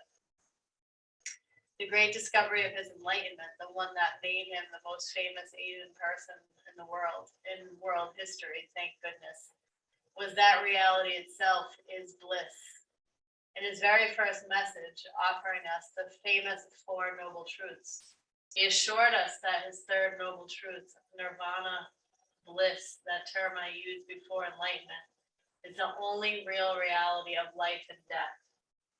He stuck to that message ever more explicitly through the end of his 45-year teaching career. The Buddha knew that he couldn't immediately announce that reality really is bliss. But have you noticed the grin on the Buddha's face? Have you ever checked it out? Buddha's smile, big grin, he's very cheerful. Buddha is very happy.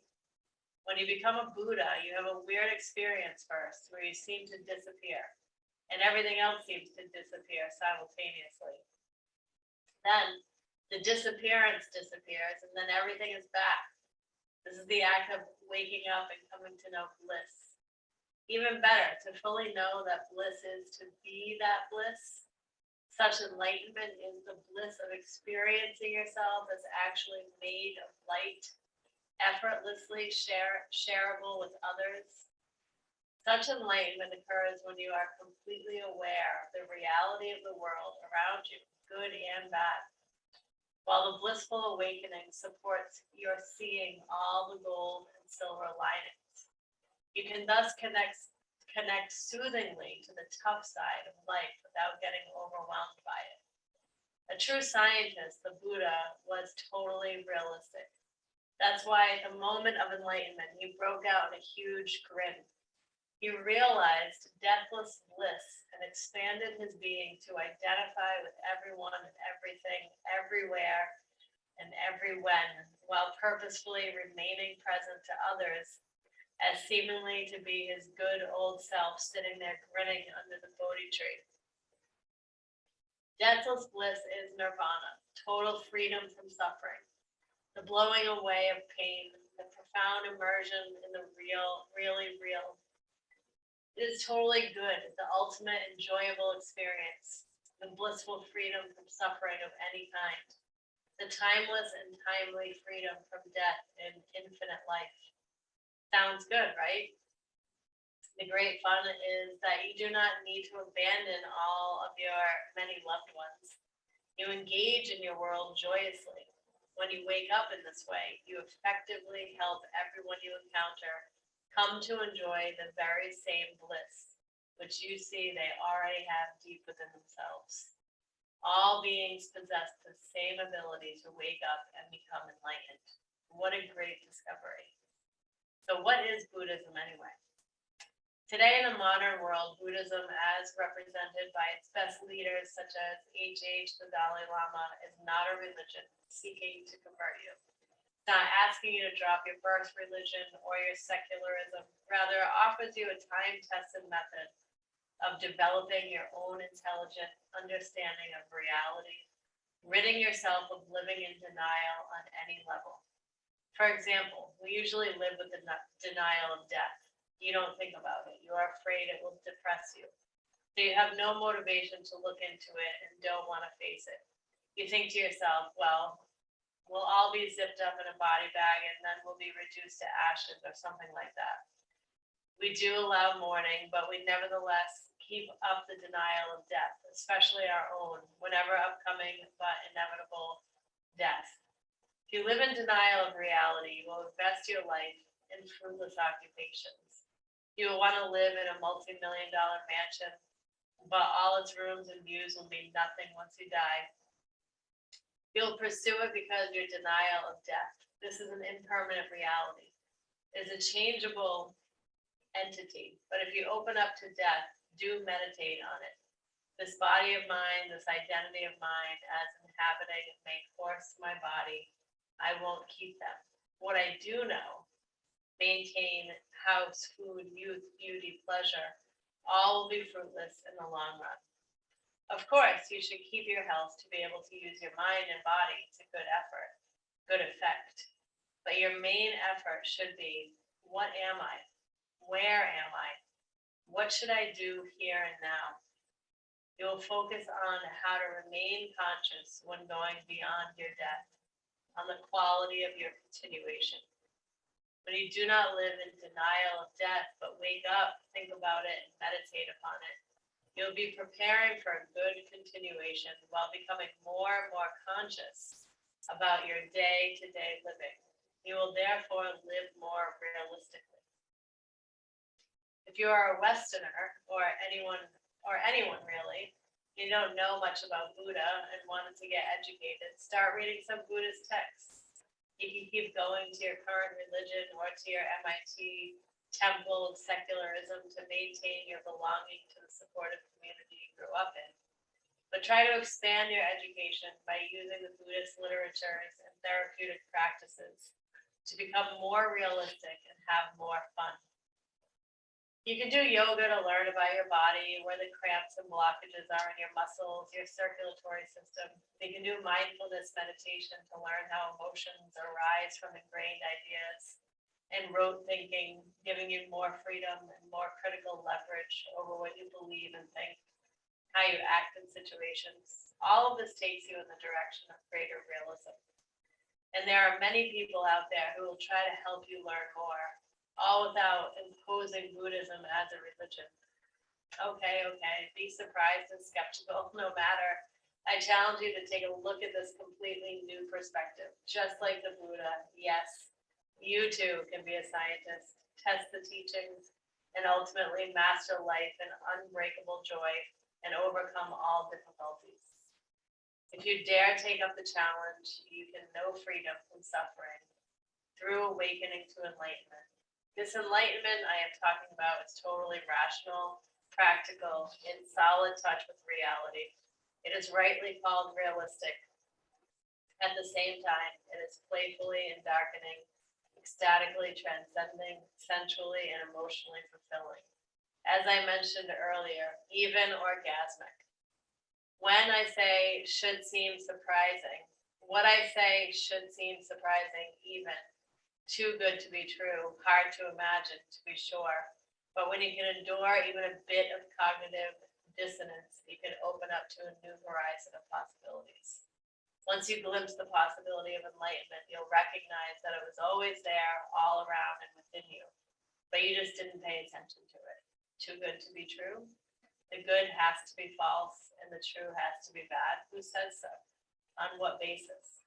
See, we are already becoming scientists. Buddha fun means you can have it all. You, yourself, human, American, Hindu, Taoist, Jew, Christian, Muslim, secular, humanist, Buddhist, red, black, white, pink, really, brown, yellow, blue, green. You, individual citizen of planetary society, you there, you are already a relatively enlightened person just by virtue of being human. When you dare to know your own real biology at all levels of the material and the mental, and the spiritual and the cosmic, this becomes crystal clear. You can develop full confidence in your own enlightenment if you're willing to educate yourself in this teaching. This book can be your golden key to open the door to Buddhism, based science and technology, which will enable you to inhabit your own experience more fully. The really fun experiences you already have, yet only fleetingly enjoy. Okay, so if I'm already enlightened, why do I suffer so much? We have pain in life because we don't know realistically we don't know the truth that we are enlightened. Here's the shocker. Being in touch with true reality is so powerful that it completely overwhelms any pain, any loss, even of limb or life. He obviously goes on and on, but I want to scroll back up to one part.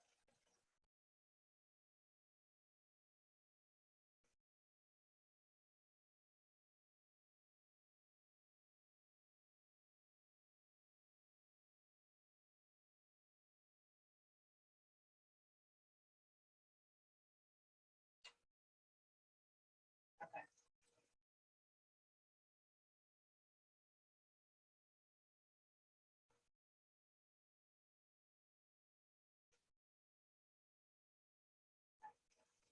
So what comes up for you when you hear all that? Bob was in Hawaii, so Right. you can hear him. I didn't hear him speak, yeah. I highly recommend listening to him, Michelle, because he is very excited about Buddhism. And he's very funny. Oh yeah, very. He's 81 now, which lets you know all the time. But I mean, he's a scholar, a Buddhist scholar and practitioner for a long, long, long, long time. So I love when he talks about it because I feel like he makes it accessible. I was gonna say, he makes it real. Yeah. Yeah. Yeah.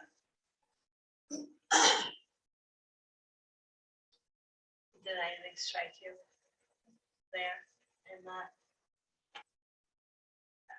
Yeah, in the beginning, I had all these thoughts and then kind of like.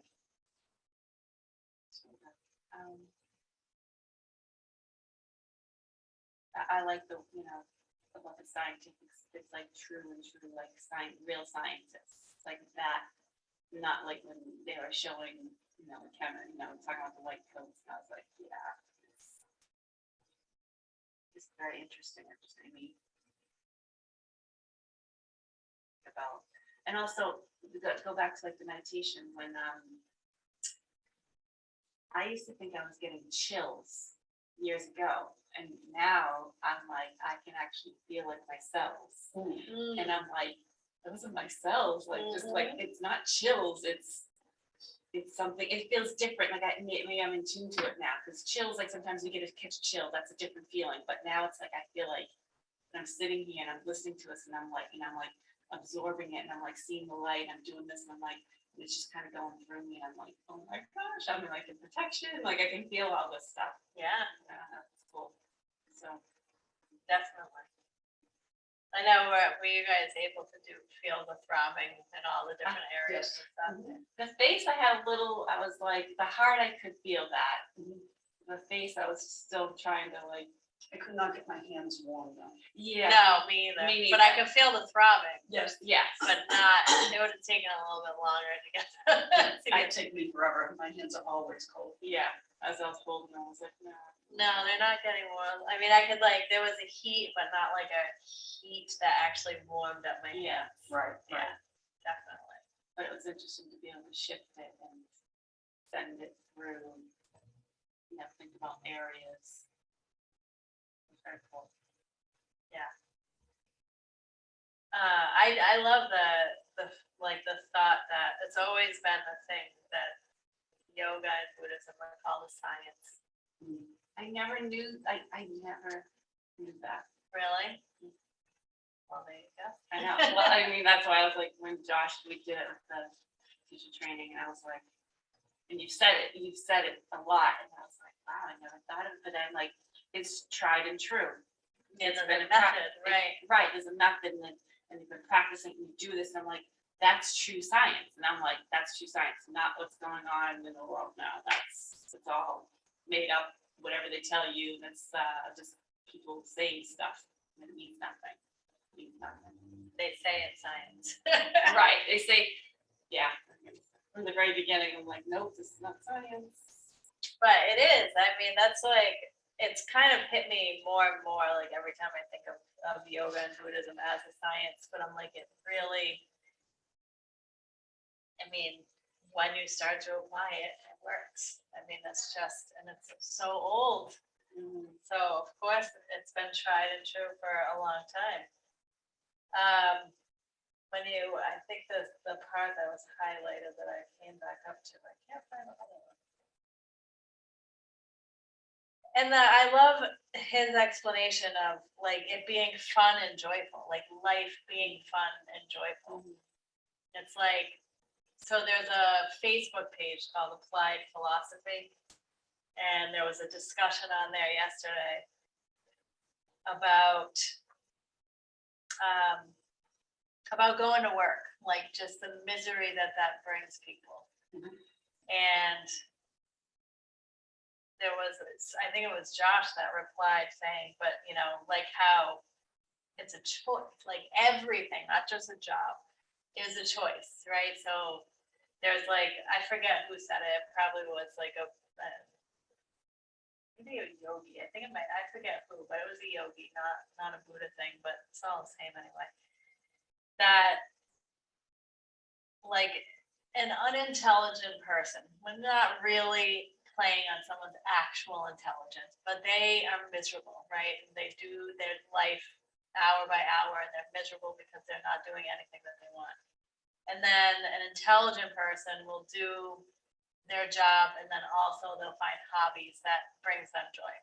And a genius is able to find joy in every single thing they do, no matter what, because they're just in the present moment.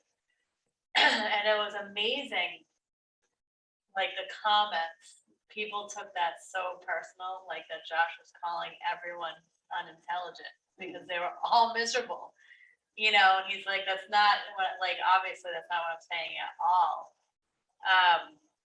And then there was like, so down the line after everyone was very upset with him and he was trying to explain what it really means. Like you have a choice, but that was really, it was so surprising to me to see how people could not recognize that they have a choice. Like, so how would you make that link with people? I think it's hard because I think in light of the last couple of years, people kept on saying, I did this because I had no choice. And my husband and I sat back and we were like, whoa. I remember when I got into physical therapy, I always said, I never want to work in a hospital. Something about hospitals. I'm like, And where's my first job? In a hospital. In a hospital. But I took it as and when I went for the interview, the boss, she was awesome. She's like, there were so many different types of therapists, you're gonna learn a lot. And I took it like that. Now I only had to be there for like a year and a half, and I had a baby, and then that was it. So I was like, I was gone. And then I knew I wasn't going back. And then that's when I shifted to doing massage part-time and didn't quite know how I was gonna get back into. And so it, I always remember saying years and years and years before I even got married that I never wanted to work 9 to 5, because I did work 9 to 5. I did the corporate, as a kid, and I was like, "Ugh, this is not fun at all." Like, people were miserable. Yeah. People were miserable.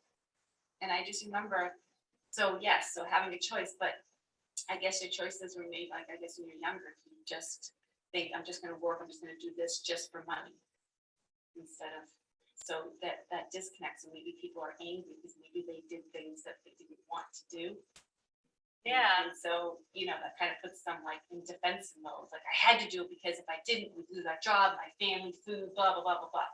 Right, but also you can do those. I think the thing is like you can do whatever it is that you're doing, no matter how miserable it might seem, and be happy doing it. Right, that's You true. know what I mean? Mhm. So it's like Finding joy in, yes. in that makes sense. anything that you're doing, Right. because it does exist. I mean, there are a lot of like the cultures that we will feel bad for are like, The happiest people, perfectly when we just content. read that, was, I don't know, if we read it or you told, I can't don't even, know. my brain, like the people who like don't have anything, they live in mud houses, maybe I watched something, I don't know. I watch all these things now, like on Discovery, and they're like, these people have nothing, they live like in mud house, houses made out of mud, and they have Mhm. absolutely nothing, but they're like the most joyful people I know. I'm trying, my brain's Yeah, trying to no, go back to what culture it is, but yes, a few different, a few, right, yeah, for sure, but right, yes. We just have too much to, I think, in our lives to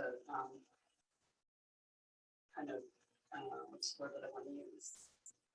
We have too many options, too many things that are out there that are always distracting us, from, oh, geez, maybe I need that, or maybe I should be doing this. So maybe sometimes I think the simpler things are, like living the mud hut, yeah, the easier it is to, be present and to, find joy in things, instead of, because less maybe comparison to, everybody else that's true, in right. you're all in the same situation, so you're not really comparing yourself, well, gee, how come that's working for them, or how come that's not working for them. So I did have a job that I was absolutely fucking miserable in.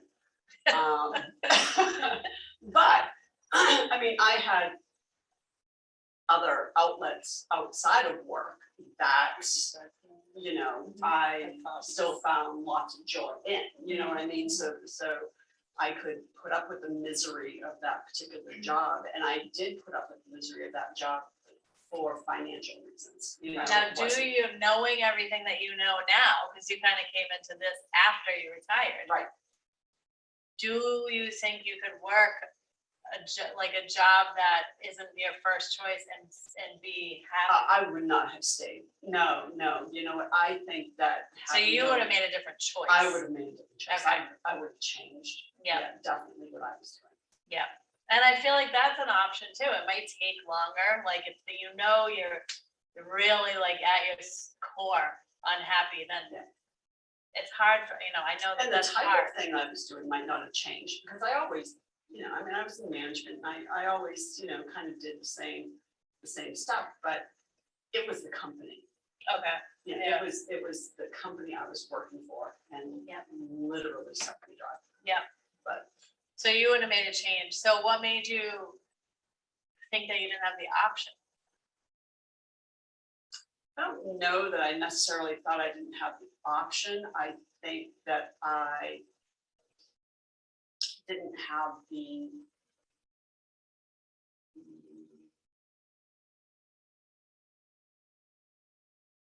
enough drive to change it, Okay, I guess. Yeah. You know what I mean? It was like I was just willing to put up with it. right.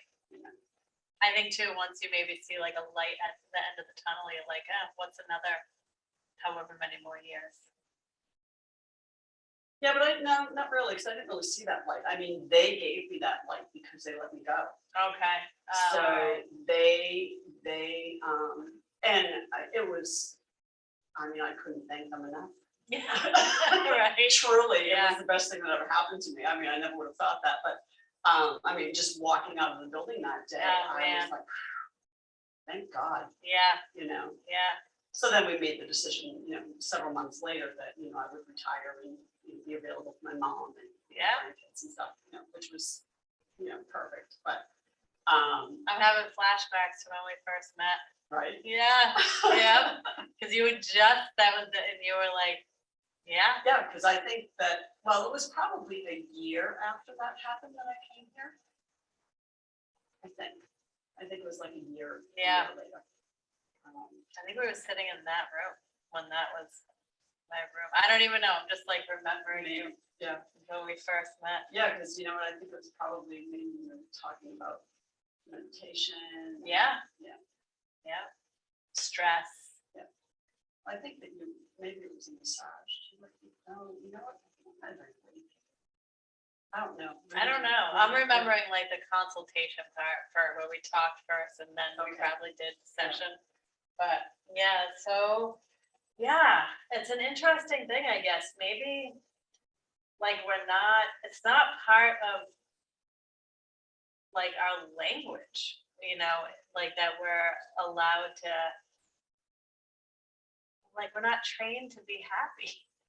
Well, you know, and I think it was part of the conversation that we had here last week, maybe, talking about, I'm gonna get the word around millennials. Yeah. Oh, and, you know, they focus more on happiness Yes. and fairness and, you know, inclusiveness Yeah.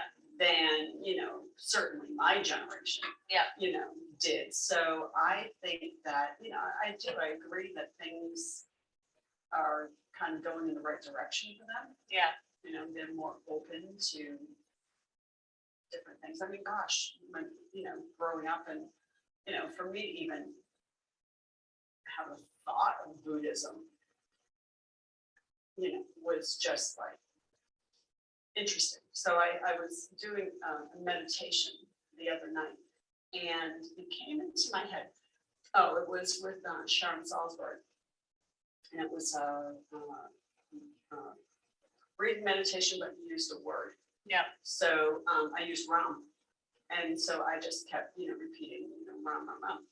And, you know, as I'm repeating it, I'm thinking that, you know, in my upbringing, you know, Catholic upbringing, you never were supposed to, you know, honor another God. There was only one God. Yeah. And not supposed to honor that. And years ago, I would have been like, oh my God, what are you doing, right? But now, as I was meditating, I'm thinking, well, there really is only one God. There's just, you know, many names for that same person. You know? Yeah. And so like part of my meditation was just kind of like contemplating, you know, that whole thing and trying to, not even trying, but, you know, feeling comfortable with, you know, that whole concept, I guess. Yeah. Yeah. But I feel like that's true too. That it's all, there really is only one. And it will, even with the millions of gods and goddesses of Hinduism, there's still only one. And those are all like the aspects of it, you know. I was wondering that when Deepak Chopra was reading the hymns, how you felt about those words that he used, because it was kind of religious-y sound. I had never listened to that before. I've listened to other variations of that, but not that specific one. So I mean, obviously it's you two, so I know we're okay, but like for that, if that's like brand new to someone, that could sound very different, you know, talking about the gods and the goddesses and protecting, and you know, those words can sound maybe like a little scary. I guess. So my mother is Catholic and was that was crammed down her throat. She's in her 70s. So, and my father was Jewish. He came to this country when he was 12. They got married when they were like 18 and 19. And the interesting thing was they decided that they weren't gonna cram religion down our throats. However, we were still baptized.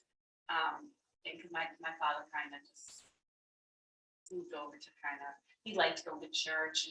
And my father used to say, he'd say, you don't have to be in church to pray to God. And I was like, huh. So that was a concept. Yeah. Right? We weren't forced to go to church. So my sister and I made my first communion when I was in 7th grade. I did it on my own. My next door neighbor was a CCD teacher, and we were her babysitter, and my sister was in 5th grade. So we did it on our own. And then same thing with our confirmation. We did it in our early 20s. We just didn't do it. And it almost felt like it didn't feel, I think my father would say he would just go and visit other churches and just for fun and just to kind of see. And he goes, you don't need to be, and it just made so much sense to me, even like going to like a funeral or a wake. You don't need to go up to the body. I hate that tradition. I don't want to see that person in that casket because that's what could be in my brain. So he's like, you don't need to, just you're there for the family, say hello to the family. So it's just interesting, I think, how when if you're just shown a different way to say it's okay. You don't need to be in church to pray, and and I'm like, I don't feel a need to go to church. Right. Like I don't. I when I go, I've always enjoyed it. I love listening to what they have to say and the topic, but I don't feel the need that that's going to make my week if I don't go to church. Right. Yeah. All right, and then I stopped, I'm again brought up Catholic, and I stopped going to church. I was much older when I stopped. I was probably 40, in my 40s when I stopped going, but my parents had such a hard time with that. Really? Oh yeah, I mean, they were just so Catholic, and church was, going to church was everything, whatever. And I can remember at one time, I mean, I was, gosh, it was probably, my dad died, he was when he died.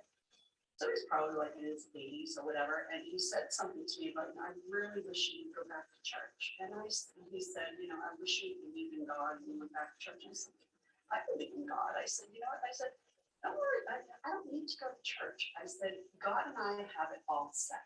Yeah. You don't have to worry about me. He understands, he's fine with it. Yeah. And now And your dad is like, I know what you mean. And he never brought it up again. Wow. I think he was, I thought, it's not that I don't pray. I don't believe in organized religion.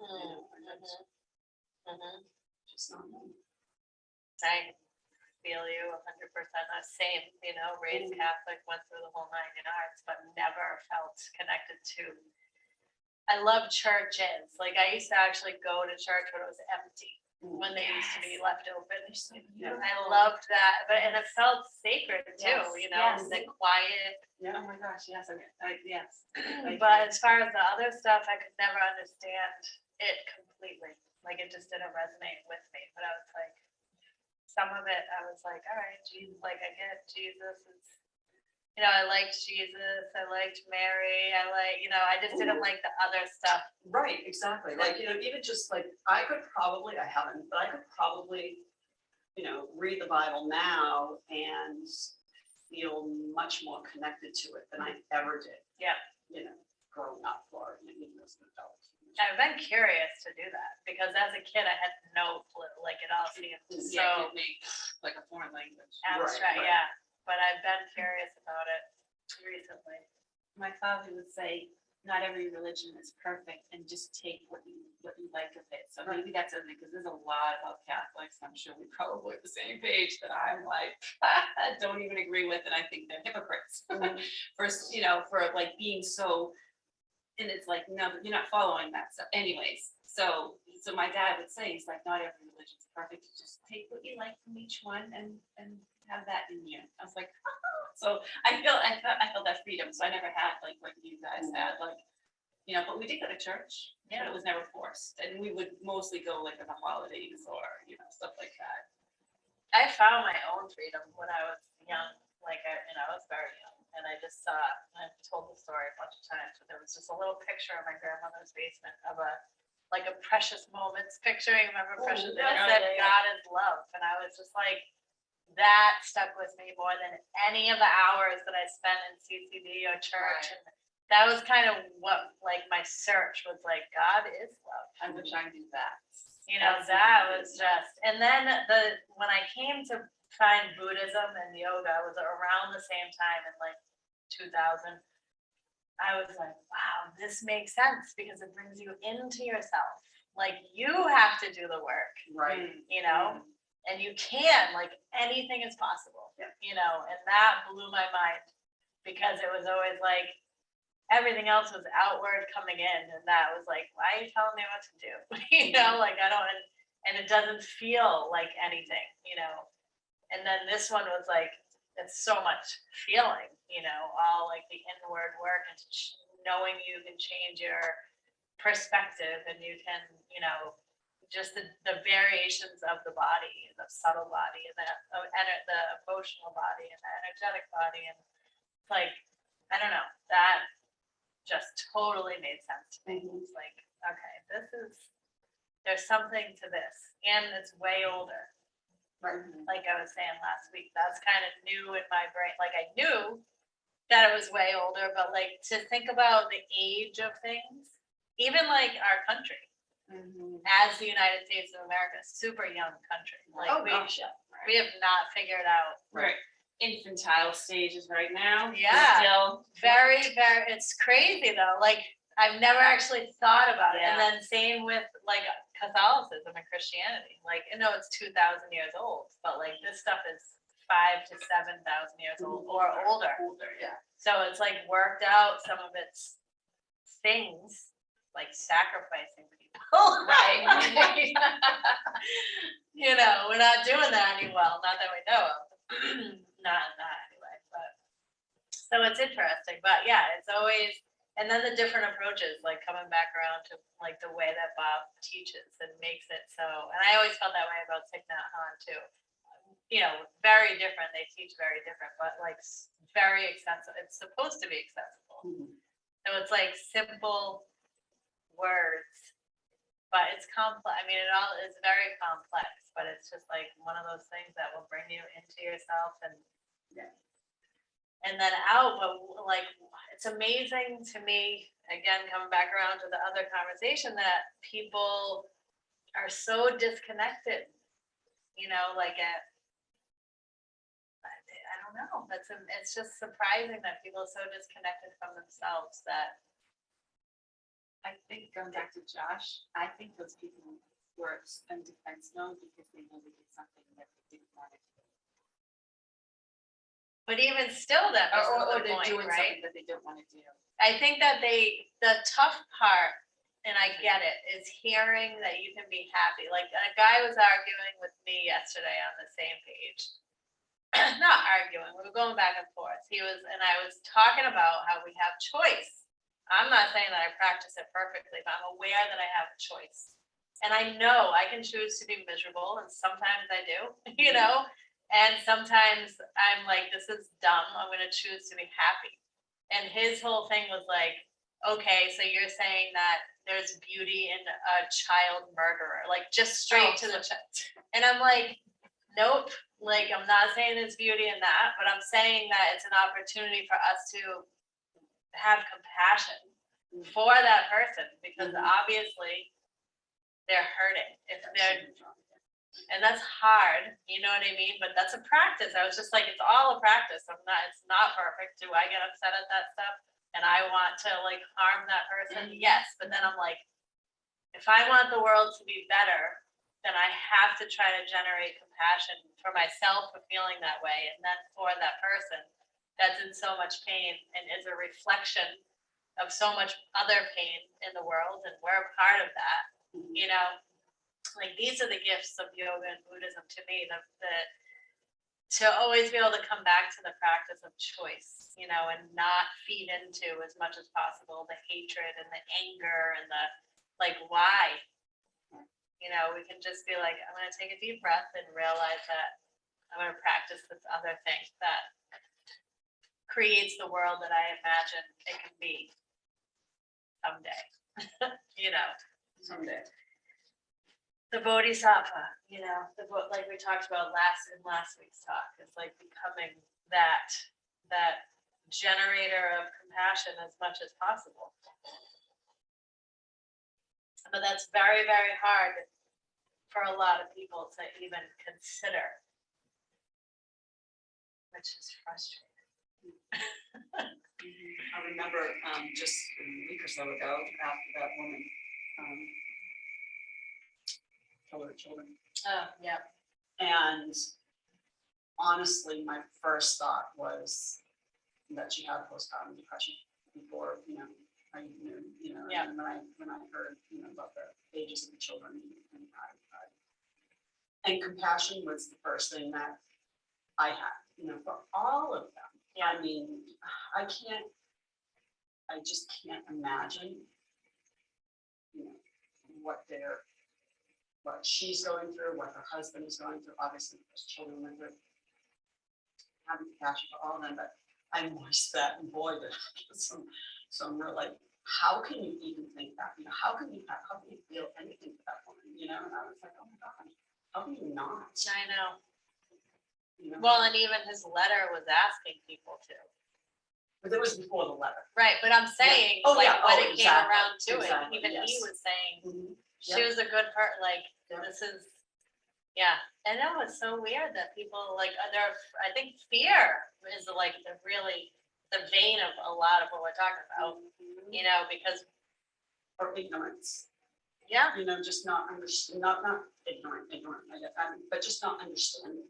yeah, Not looking beyond the act to see what might have caused that act. Right. And they're just looking at the act and seeing this heinous thing, It's accumulation of that, as you say, practice. Everything's accumulation, ever accumulation of things led to that point. And it's just like a practice when you practice. I don't know how long that meditation was today, and I'm going afterwards. I'm like, I don't know how long that was. it was like 30 minutes. I'm like, that was long, yeah.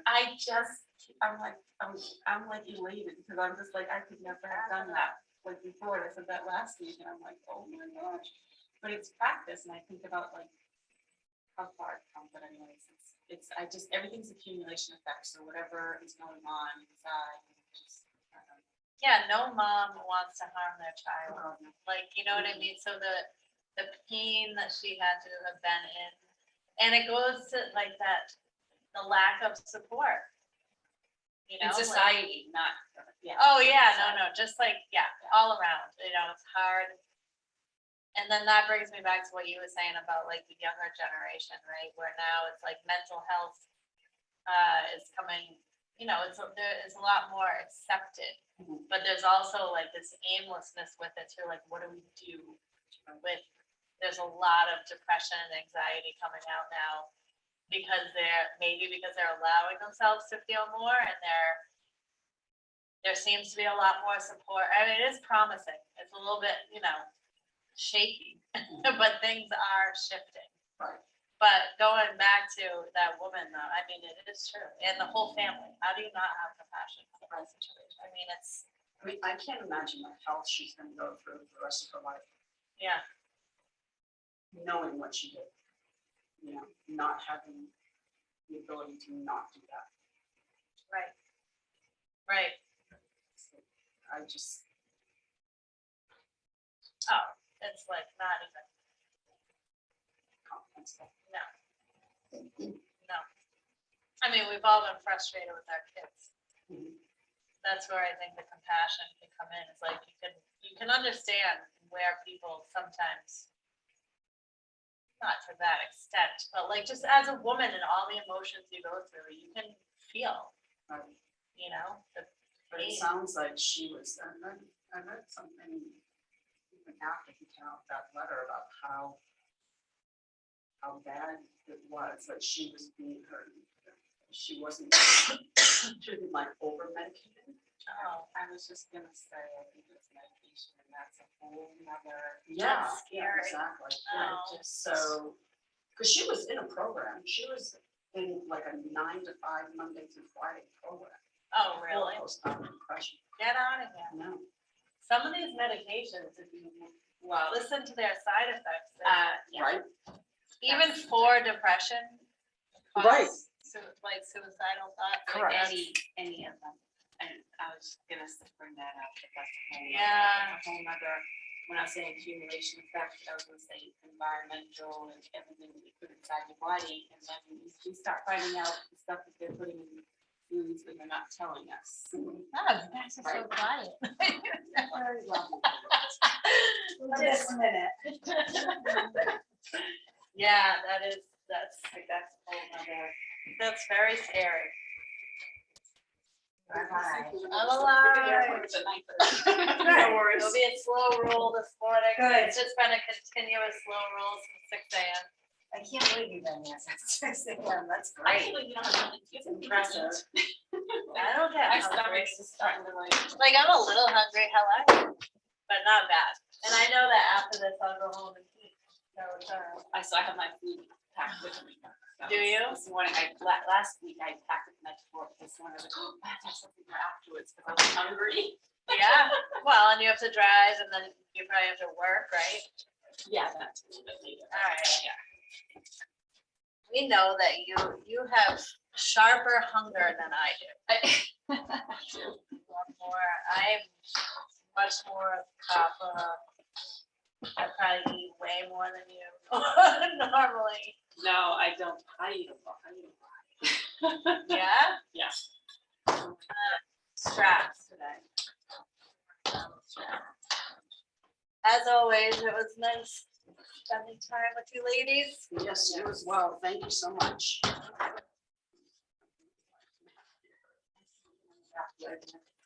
Yeah, you know what? I'm gonna So I have follow to you pull out my actually. big long phone. Yeah, go for I it. appreciate it. You can just pull the hook. Okay, you got it. Up top. Just, Oh. yeah. Just up top. So no one else gets sick? No, but I think it turns out that my kids, my older kids were sick because of my ex ended up with it. Oh, And yeah. and they were with him right, that weekend. So they were with me obviously Thursday right. and then they go to him. And now he's sick. Yeah. So I was like, thanks guys. And they're like, oh yeah, well, we were like, my son said he didn't feel good the Friday before, but he had just been like had a cold. So I'm like, maybe it's just the end of that. Right, right. He didn't, oh, in the bucket right there. And he didn't tell me that they both had a fever, but nobody told me, including my ex. Right, I was like, you didn't test them, like just to Right. see? He's like, I honestly didn't think about it because everybody had already been sick, right, not with COVID, but right. anyway. Yeah, last Monday morning's class, were you here for it? I don't know, I wasn't. Oh yeah, you were away. I was like slowly deteriorating. I'm like, what is Right. happening right now? Right. Everything that I could get to get through So it. you and I- could feel it happening. And like, oh yeah, between Ah. like between 8 and 10, I could barely move by the end of that class. and I Really? Oh left my here. God. Yeah, and I went home and I was like, I don't feel good. And Right. Josh, and he's always immediately like, let's take a test. Right. So, sure enough, I'm like, get out of here. But Right. it's negative. I already tested negative, so yay. Good. But So you stressful. did pretty good, probably from all this, like you came around quick. Pretty quick. I only had a fever for 2 days. Yeah. And like just those 2 days, obviously, I felt like crap. And then I was tired. And that's probably what made your whole body not be, The like, having you fever. have a fever, like. It I know wasn't, I didn't achy. have one when I went home, but it was setting in, like, you Right. know, that achiness. So I Yes. was like, okay, guys, like, I remember doing like one of the last down dogs and I was like, oh, this hurts so much. Yeah. Ah. Well, now you're done. Thank God.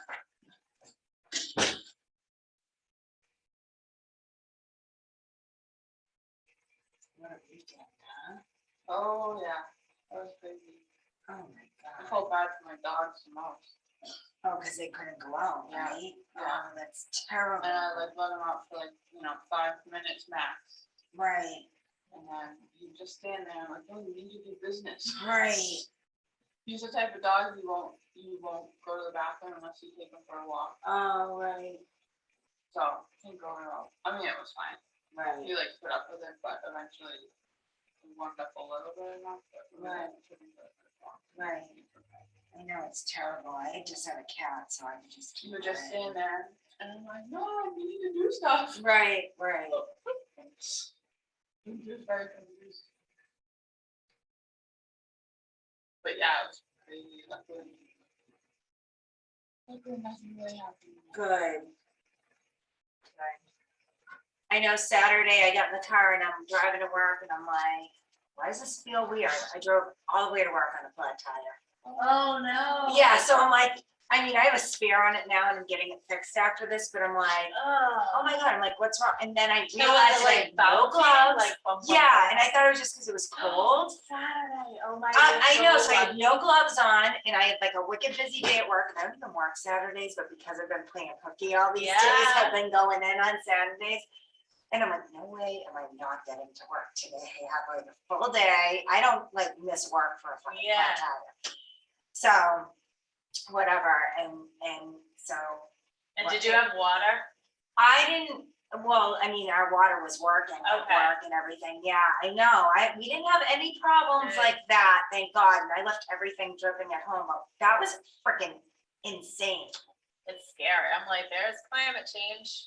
That. Oh my God, no kidding, Yeah, that's crazy. I'm like, And scary. I'm like homeless people. oh like, I my felt- God, I mean, seriously, I don't know that was how. like so brutal, I'm was. like, but, so I ended up going, so. You went So out. yes, and I don't even know what I'm doing because I'm like, he's so hot. And like, I'm like, what the fuck am I doing with this kid? And now I didn't make out with He's him, not but we a kissed kid. goodnight. I know, he's like an adult. He is. He's like it though. And I'm like so freaking immature. It's like, I feel like still a little kid around him. But no, so we just hung out at my house. He brought pizza over and stuff on Saturday night, but because I have this car issue, I went with my coworker across the street. I just had 2 beers. And then I did do a haircut after that, which is like a no for me. I always say, no, Yeah. I'm not gonna drink and then cut anyone's hair. I used to do that. But Saturday was different because like it was crazy out, right? Oh, yeah. So like, Totally. you know, that was an exception to the rule. And then I was looking at my fridge on Sunday and I had like 6-pack of Stella that I drank. So I drank freaking 8 beers. I'm like, how the hell do I consume this much alcohol? I'm like, and that was an improvement for me. I wasn't drunk like I was the other night. So that was a wicked good night. We had so much fun. We watched Chris, like Saturday Night Live, Chris Farley. It's so funny. So that was fun. So if you end up wanting another appointment, just let me Yes. know. What do you want, like that time frame, like 10, 11, something in that would work for you? It would, yeah. All right, so I'll, Yeah, whatever. No. I'll rush. just text you like the days that I have those openings, Okay. and then you can pick one, because I have my book here, but I'll do it like after class, when I'm sitting, get my tires done. I'll Okay. look at my book and I'll do it. Okay. I'll send you what I have for you to pick from. All right. That sounds good. What movie did you say you watched? No, we were just watching like Saturday Night Live, Oh, had a alright. Chris Farley special, and he's so alright, okay. freaking funny, and it never gets old, and it was just a wicked fun night. Oh, that's And it was good. like so receptive, left at 11:37, and I was like, I love that, I don't want any pressure. Yeah, You know what I mean? that's good. Yeah, so, So he's nice. but yeah, but whatever, you know what I'm saying? I'm like, I don't want anyone like, I don't want to turn and look at my phone and see a text every time, you know what I'm saying? Like, I like breathing Just room keep too. Keep your boundaries, yours. Yeah, that's what I think that I never knew how to do. Yeah. I'm learning It's that the key now. to life. Key to life. Have we met before? We have not. No, what's your name? Sean. Sean. All right. I know I've seen your name. You just signed up last week, I think. That's all right. I'm Jennifer. Nice to meet you. Have you done yoga before? Last week was the first time, Was it? Which day did you come? Friday morning. So you had Andrea Yes. at the sub. All right. How was the class? Was it challenging or did she keep it pretty mellow? You're asking somebody who's never done yoga before, so What did it feel like to you? It's all right. I think no, it she's was- challenging. it was Yeah. good. Okay. I don't feel like I got pushed beyond my comfort zone. Okay. All right. So, Well, you should, hopefully you don't ever feel like that, really. Just do whatever, yeah, feels right, for sure. and everything was going great, and then the fire alarm went off. So, It did? Yeah. Oh, we yeah, had to leave. I was in there too. Oh, you're in that. Yeah. What happened? It's just like, all of a sudden, 10 minutes before class was over, it just. We all had to It evacuate. wasn't, do you think, was it That's from news to insects? Jen. No. No. The Dog dog shop, yeah. Ah, Then the fire department came. yes. No, Well, I'm glad it wasn't. okay. It's happened There's before. so much room. Like, insects in the hallway. So, yeah. Oh, I try not to. I don't wanna have that happen. No, I hide. All right, it's very disruptive when that thing goes off. It was, and a lot of people, I left, I was like, okay. And she was like, everybody can stay, I think she was doing material though, Andrea, it was a great class. Yeah, You good. know, Yeah, no, she's definitely good. Good morning. Good morning. How are you? I think it was the last I guess one, no, but other than the person who's-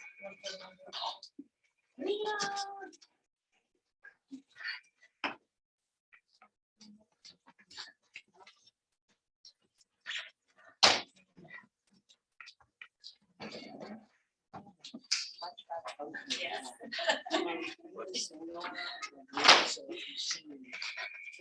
Different. Yeah. Yeah, all right. Do you know what it is, or are you just? Yeah, I went hiking with her last week. It's still on. What's that? Is it really? Yeah, Oh. yeah, I overdid it. Yeah, we all did. Well, it was that last, like, mile. Where'd you guys go? We went to Mount Morgan and Percival, Up in the like Swamp Lake region? Holiness. Oh, all right. Yeah, And how many miles? it was 6+, yeah. but the last mile and a half was like really, Yes, was really mushy. okay. So you were using We didn't have snowshoes, but we didn't really need them until that last part.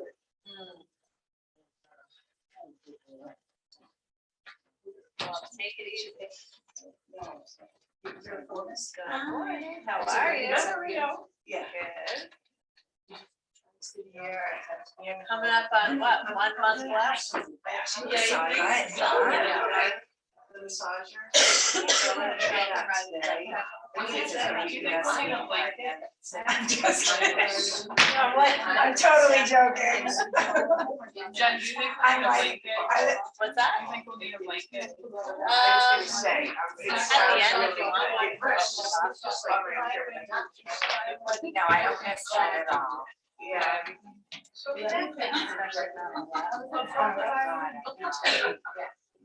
There's Craig. Crazy. All right. Feeling better? Yes. Ready for the thing to be over, huh? Like, what? Nobody else got it? Well, I think we're finding out that my older kids had it first, Oh, but they just had it super mild. Yeah. Nobody Yeah, no one knows symptom-wise. Yeah, it's like, No, at first I was like, I didn't even know what to say. I was like so stunned. So finally, like, took me a couple hours for it to sink in. Our youngest, Joe's daughter. Yeah, it was pretty exciting. Very exciting. You did? Okay. So after, I gotta get everybody else. So this is our- Don't worry. Do we need blocks or anything, or? If you like using them and for, lunges or whatever. So it's the first. I have not seen. Hi, Patrick. How you doing? Good. Yeah, yeah. But this is, sometimes she doesn't come up on these here.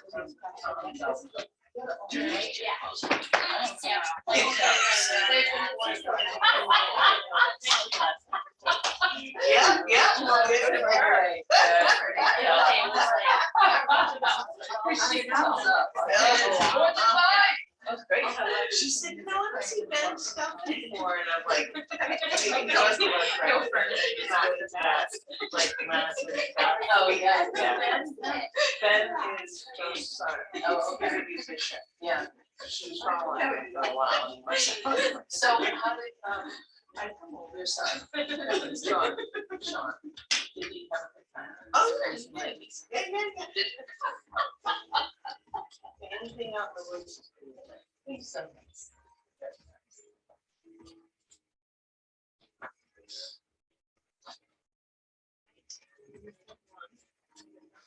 Who's that? Is that yours? No. Oh, okay. Oh, okay. Oh, that's it. There's supposed to be.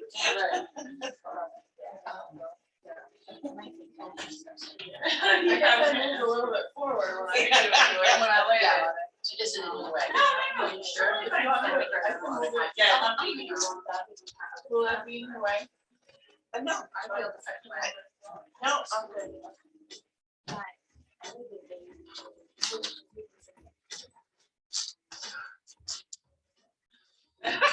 How are you? Good, how are you? Good. Doing my Bob up a minute.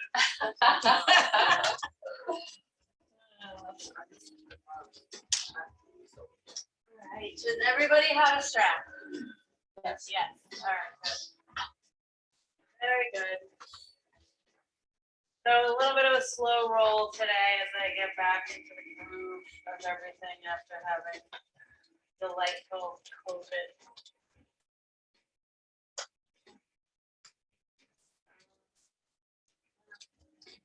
We have one person that might slip in a little bit late, so we'll see. Let's start on our back, so you can go ahead and lie down. Just have your strap nearby so you can grab it when you get to that point.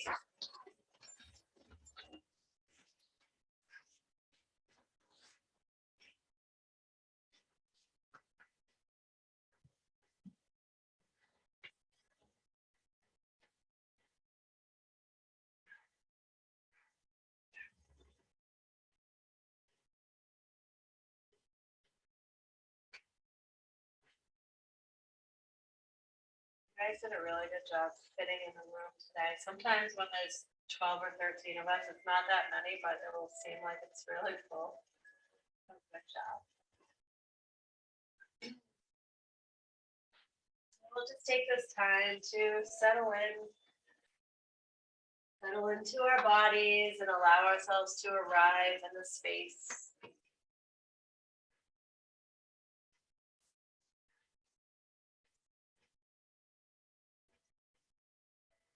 Connecting with your breath. Most important thing about yoga is making that breath connection. Take a card for us from our yogic path deck so we can learn something new about an aspect of yoga.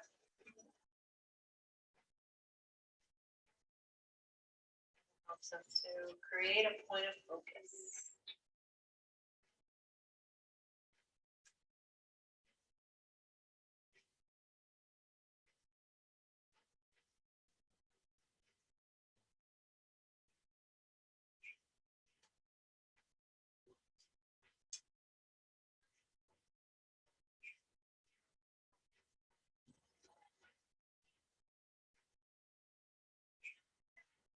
Connection with your belly breathing. So we're breathing in and out through the nose.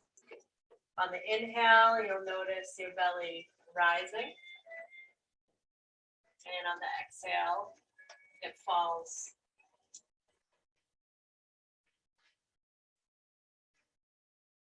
And if that's not happening for you, it will over time with some focus. We always work to breathe in and out through the nose. This helps to calm and soothe the nervous system, which is the place that we want to work from in our practice, is a calm place. And that way our yoga postures can do everything they're designed to do with and for our physical body, emotional body, energetic body. So the card that I picked today is Anahata, which is the heart chakra.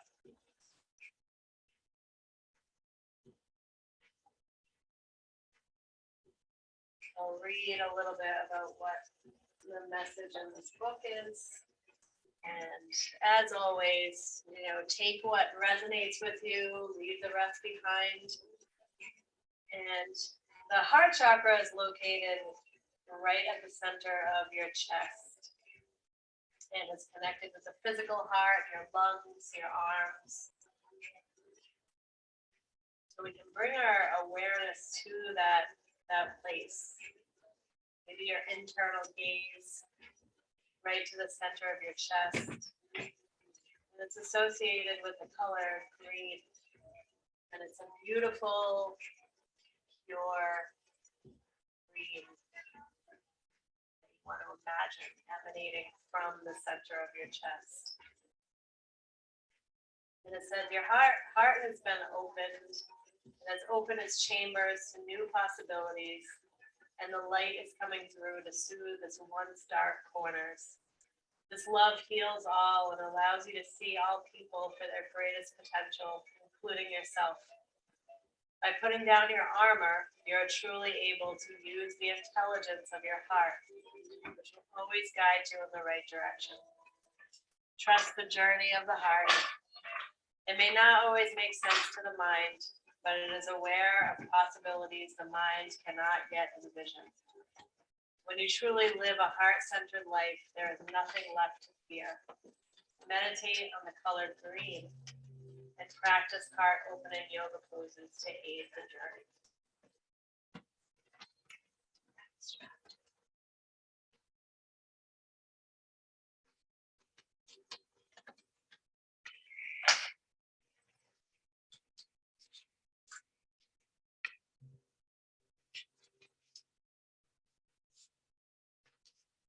And we'll revisit this connection at the end of class. We'll do a little meditation, a healing meditation that uses that heart energy. And now we'll deepen the breath. So as you deepen your breath, you want to feel as though you're breathing into your whole body. Fingers, your toes, every hair follicle, every cell.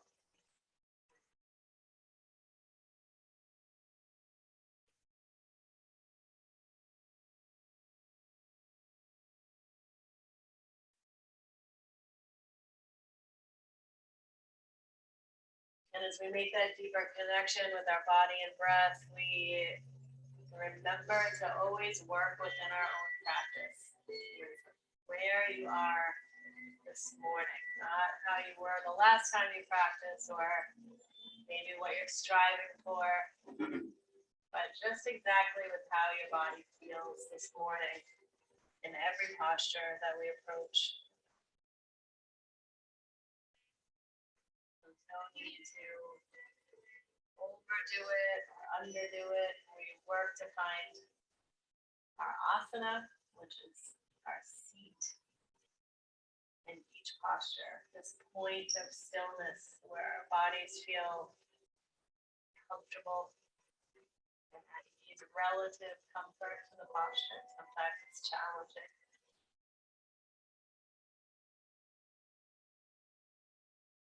But we're able to relax our body. It's a good indication if you're not able to relax your body in a posture, you might have gone too far. So you back off a little bit, find that place where you can hold. So when you feel ready to move, you can draw your knees into your chest and wrap your arms around your legs. And just a gentle hold this time around is the first posture, really second posture of the class. And our backs are probably not super warmed up yet. So just a gentle hold, feet next to each other so your ankles are not crossed. And we're breathing into the belly. So as you inhale, maybe you feel your belly pressing into your thighs. And on the exhale, squeezing your legs in just slightly. We'll take 2 more breaths like that. Inhale. And exhale. And inhale. Exhale. And let's leave our knees in toward the chest and take the arms out wide. And we're just going to begin the slow process of rocking the knees from side to side. So kind of twisting from side to side, but warming up to a deeper twist. So go slow and connect with your spine. Turning your head away from your knees. Engaging your core so you keep it controlled. And maintaining a connection with your breath. You might inhale through center, exhale as you twist to one side.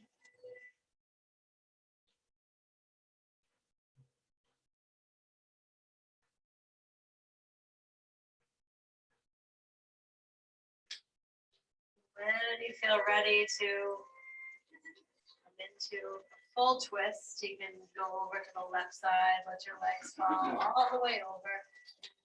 Then slowly turn your head to the right side. The palm of your right hand turns up toward the ceiling.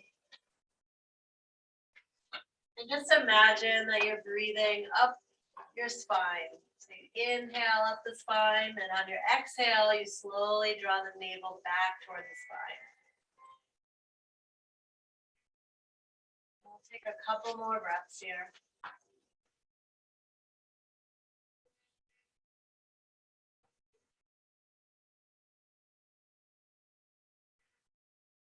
You're ready to return to center, engage your core, inhale back to center. And we'll exhale over to the right side. Slowly turning your head left, the palm of the left hand turns up. And if you want a little more depth of twist, you can always take your right hand on top of your legs. Just put that little bit of weight there. And again, breathing up the spine. Inhale the breath up the spine. And exhale, drawing the navel back toward the spine.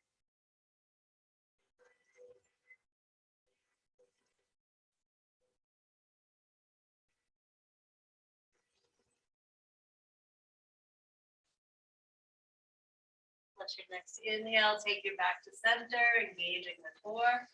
Then you can go ahead and grab your strap and strap it around your feet and extend your legs up towards the ceiling.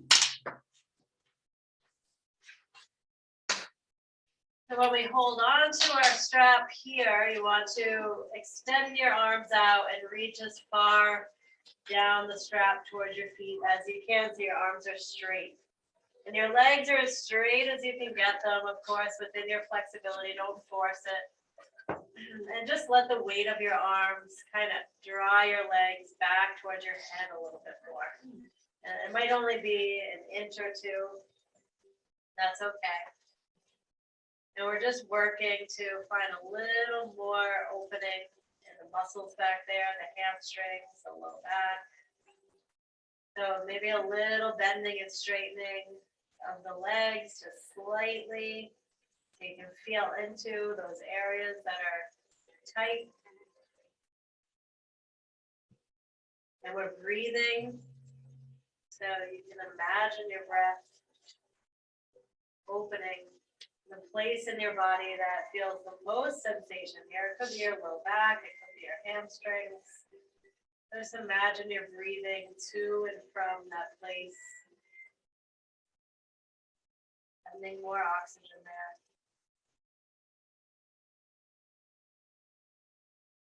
We'll take one more breath here.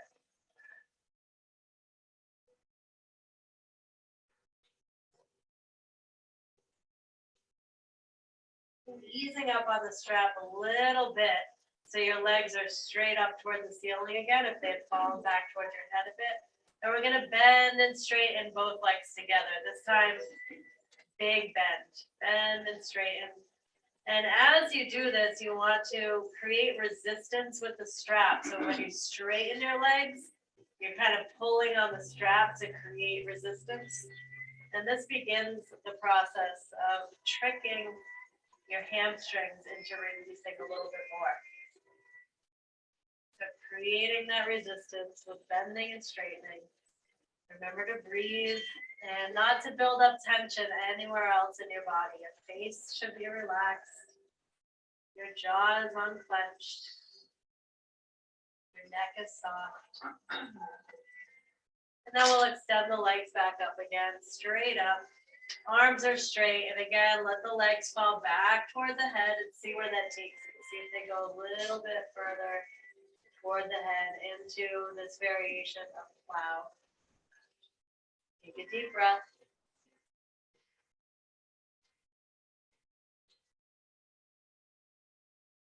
And we can take the strap off of our feet and move it off to the sides.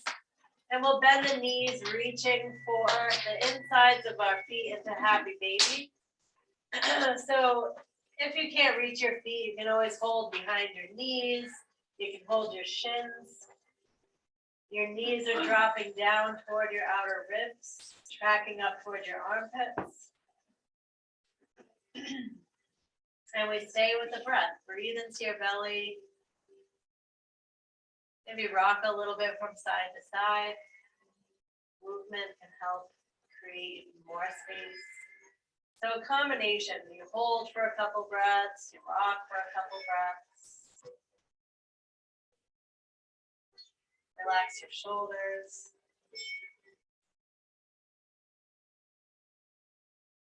Take one more breath here. And we'll draw the soles of the feet together now, knees out wide. So wrapping your hands around your feet. Soles come together, pressing the knees open. Draw the shoulders down and back. And notice your spine on the mat. See if you can lengthen your spine out on the mat a little bit more. When you do that, you'll feel your knees press open a little bit wider. Kind of find that engagement in your back. We're remembering to breathe.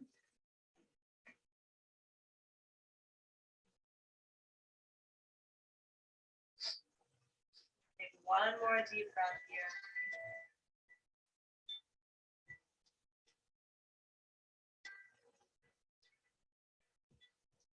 And go ahead and plant your feet on the mat.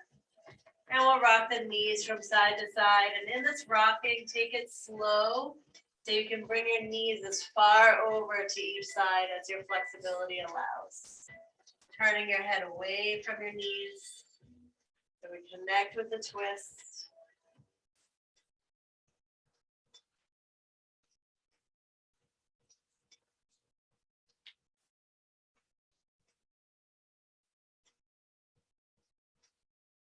And then rocking or rolling all the way to one side and supporting yourself up to a seated position.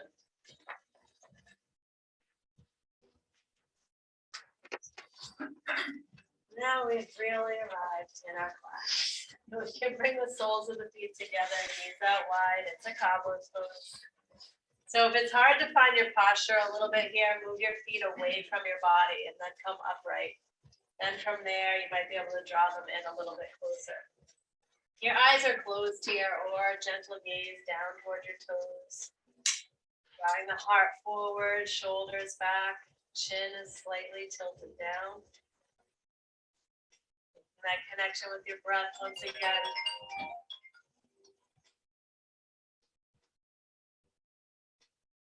And then see how it feels to press your knees toward the floor a little bit more. So they open up a little bit more. No forcing, but you'll notice there's a little space in there for that engagement.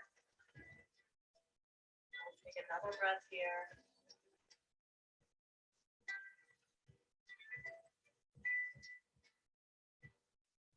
Hands to the outsides of your knees, guiding your legs together and extending them out in front.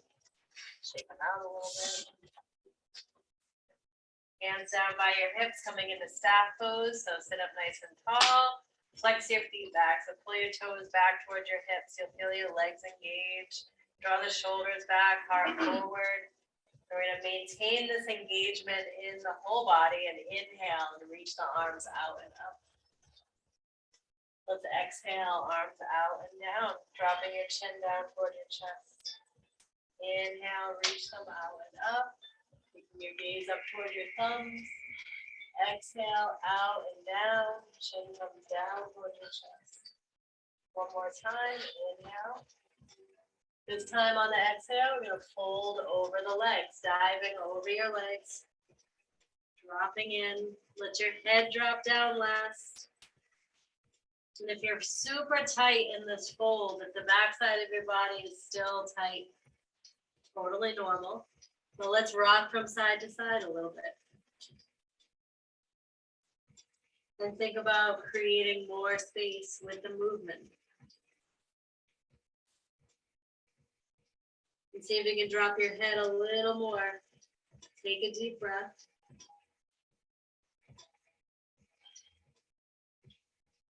And let your next inhale roll you up, keeping your arms down.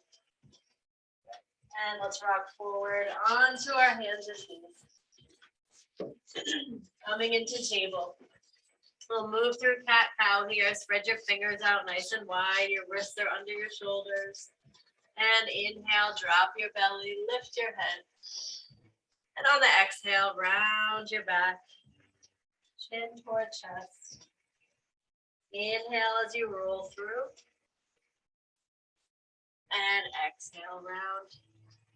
Close your eyes, focus on your spine, and just move at your own pace. Working to move one vertebrae at a time.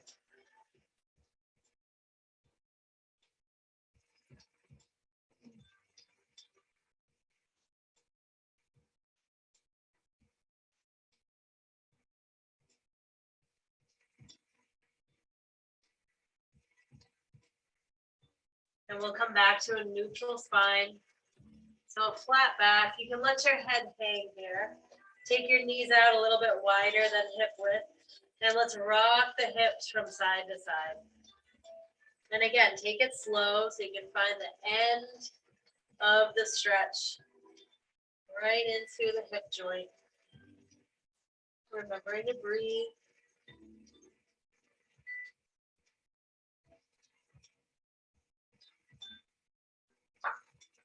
And we're gonna pull this right into our barrel rolls. So big movement here as we circle around through a modified plank, out to the sides, back to almost a child's pose. So you really work into the hips and the shoulders, staying connected to your breath.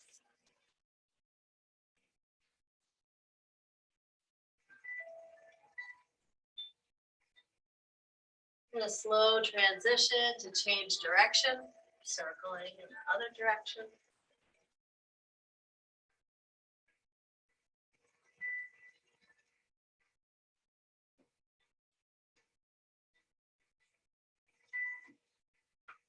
And the next time you rock forward, come into your modified plank. So your knees are down, you're holding there, lift your head. Let's inhale together. And on the exhale, slowly lower all the way down. Let your forehead touch the mat. Your hands are under your shoulders. Let's slide our feet out to the width of the mat this time around. And we'll inhale and rise up to cobra, high or low. Listen to your body. Lift your chin slowly, tuck your toes, and let's press back to down dog. Finding our first down dog of the day. And we'll make some movement here. Pedal the feet, bend and straighten, one leg at a time. Rock your hips. And we're softening the elbows to help release through the neck and shoulders.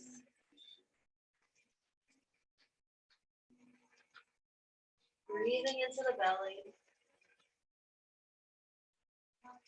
And let your next inhale take you into plank with the knees up just for a second. So adjust your hands and feet, wrists are under the shoulders, heels reach back, and we'll press back up to down dog without making any big adjustments to our hands or feet.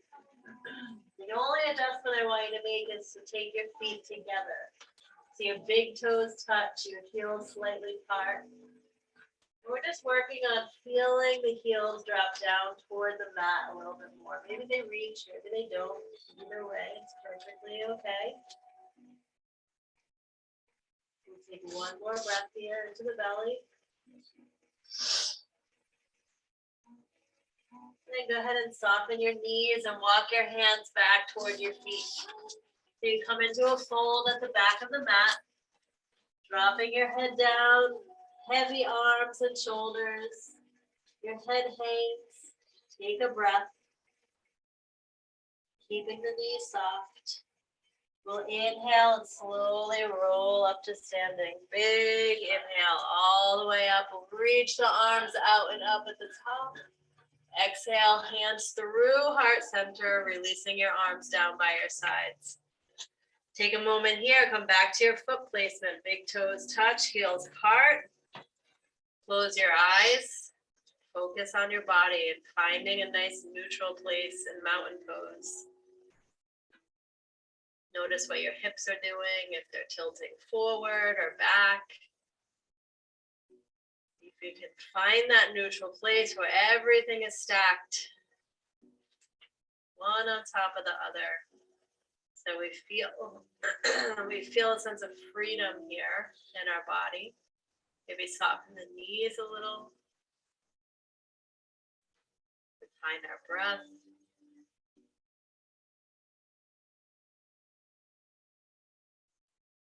And then we'll all bring our awareness to the soles of our feet. So go ahead and lift your toes. As you lift your toes, feel that engagement on the bottoms of your feet. That's your root, your ground is through the bottoms of your feet. Spread your toes out wide. And on your next inhale, start to feel your legs growing stronger. So your knees press back, your thighs engage. You might find your knees lift a little bit in that engagement. And that draws all the way up to your core. Your heart opens, your shoulders drop back. On your exhale, release your toes back to the mat. And we'll build again. Inhale, lift the toes, legs, core, heart lifts. Reach your arms out and up. And on your exhale, dive into your fold. Slide your hands to your shins. Inhale, halfway lift, look forward. Shoulders back, exhale, fold. Let's soften the knees and reverse swan dive. Inhale as you rise. Coming up, lift your toes. Find all that engagement all the way up to your fingertips. Exhale as you dive back into it. Inhale, halfway lift. And exhale, fold. Soften the knees. Inhale, reverse swan dive.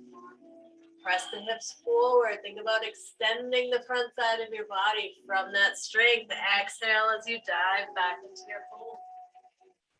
Inhale, halfway lift. Exhale, fold. Hands come down in front of your feet as you walk it back out to a plank. Inhale as you come into it. Knees up or down in your plank. On your exhale, slowly lower all the way down. Inhale as you rise to cobra, high or low, engaging the back side of your body. On your exhale, press back to down dog. Find your foot placement in your down dog. Big toes touch, heels part. Breathing into your belly. Soften the elbows, lift your hips high toward the ceiling. So if you need to, shorten your down dog a little bit, or just walk your feet in slightly.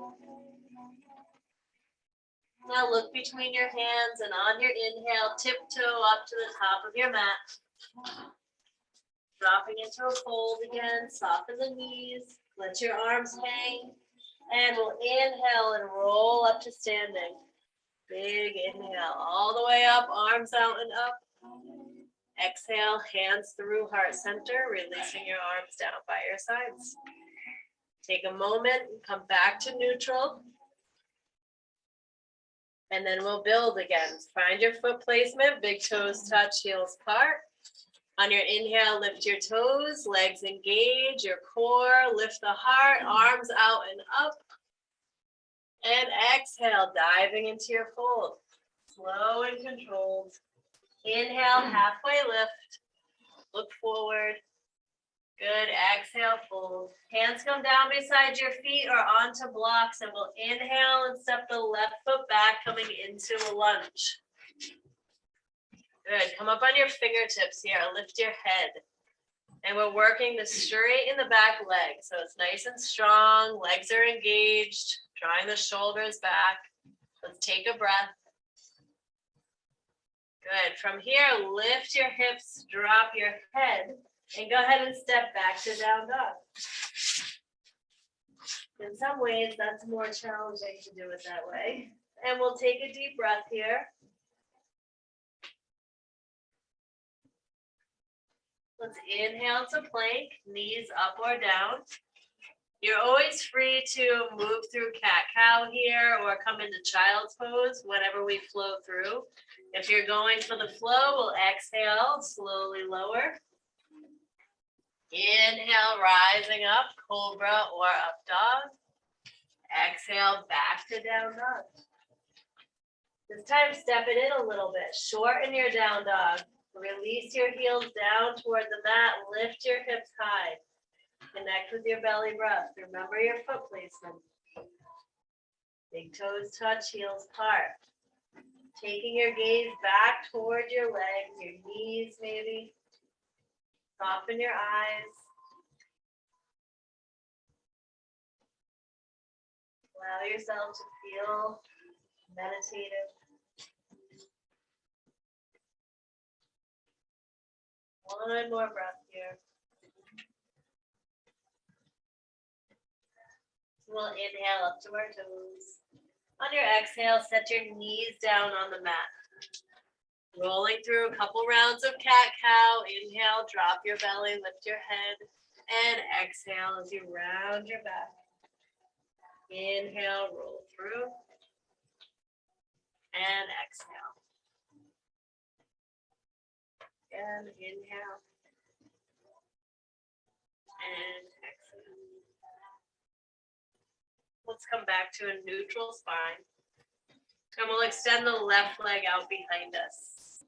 So go ahead and flex the foot so your toes are pointing down toward the mat. Your hips are square, so the left hip isn't lifted way high up. It's in line as much as possible with the right hip. And we're engaging the core. Lift your head. When you're ready, right arm comes out and up, finding your balance here.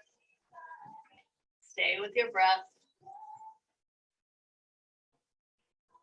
And if you can, really connect with that extension. Pulling, like someone's kind of pulling on your arm, pulling on your leg. So there's this diagonal stretch from the right shoulder down to the left hip. Let's inhale together, maybe lifting a little more. On your exhale, draw it in. Take your elbow, right elbow toward left knee, around your back. Inhale, extend it back out. And exhale, draw it in. Inhale, extend. And exhale, release back to table. And let's sit back into child's pose. Knees together and knees out wide. Forehead draws down toward the mat. And remember, if it doesn't make it to the mat, you can always rest your forehead on a block or your hands. Check in with your knees. If they're good, then really settle back toward your heels. If your knees bother you at all, lift your hips. Take pressure off of the knees. And find your belly breath. When you breathe here into your belly, you'll feel that expansion in the belly. And as you deepen the breath, it kind of extends out to the sides of your torso, into your low back. And you can imagine on your exhale, the energy rises up the spine, over the top of your head to the center of your forehead, where you ground down into the mat. Root, from the root chakra to the third eye, connect all those energy centers. For a couple breaths here, because we talked about the heart chakra, you can imagine it on the back side now. right? Directly straight back from where you were imagining it before, the center of your chest. So this radiating light from the backside washes over your whole body. We'll take one more breath here. And when you're ready to move, come back up through table, tuck your toes and rise up to down dog.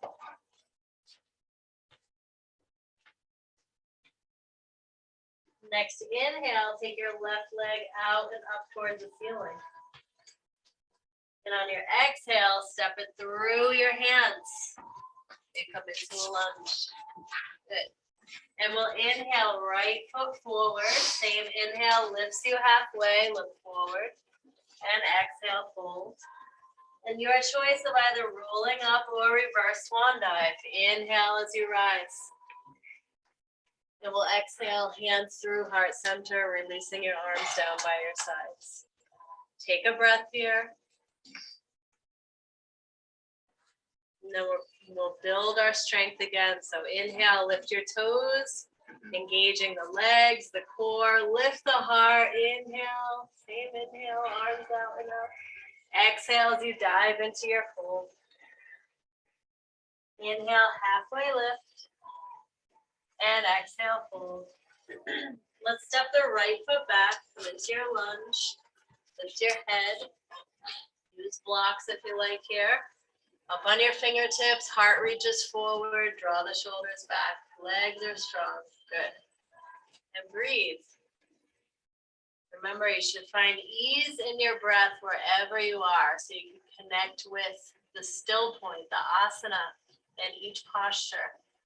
So if you need to back off, you can always set your back knee down. If you're not using blocks, you use blocks. Let's lift the hips and drop the head. And step back to down dog. Remember your option here, you can come onto hands and knees, cat cow, child's pose, or if you're flowing through, inhale to plank. Exhale as you lower. Inhale, rise.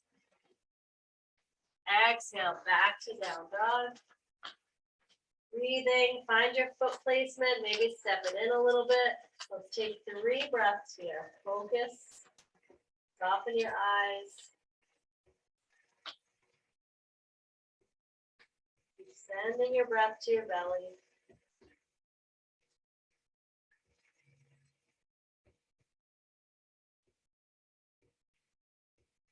Inhale up to your toes. On your exhale, knees come down. 2 rounds of cat cow. Inhale, drop your belly, lift your head. And exhale, round your back. Inhale, roll through.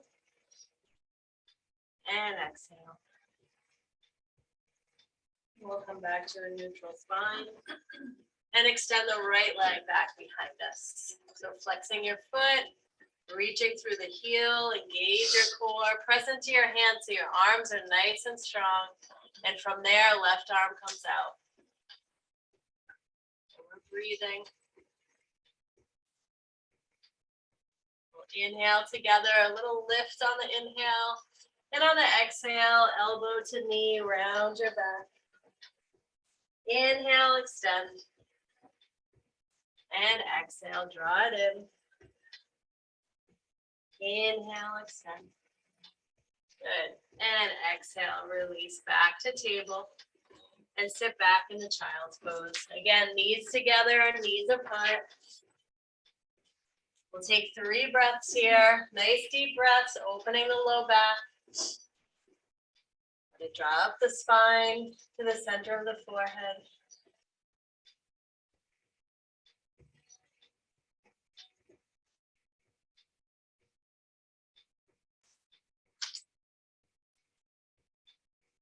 Before you come back up to table, make sure your strap is nearby because we're going to use that when we come back up to standing.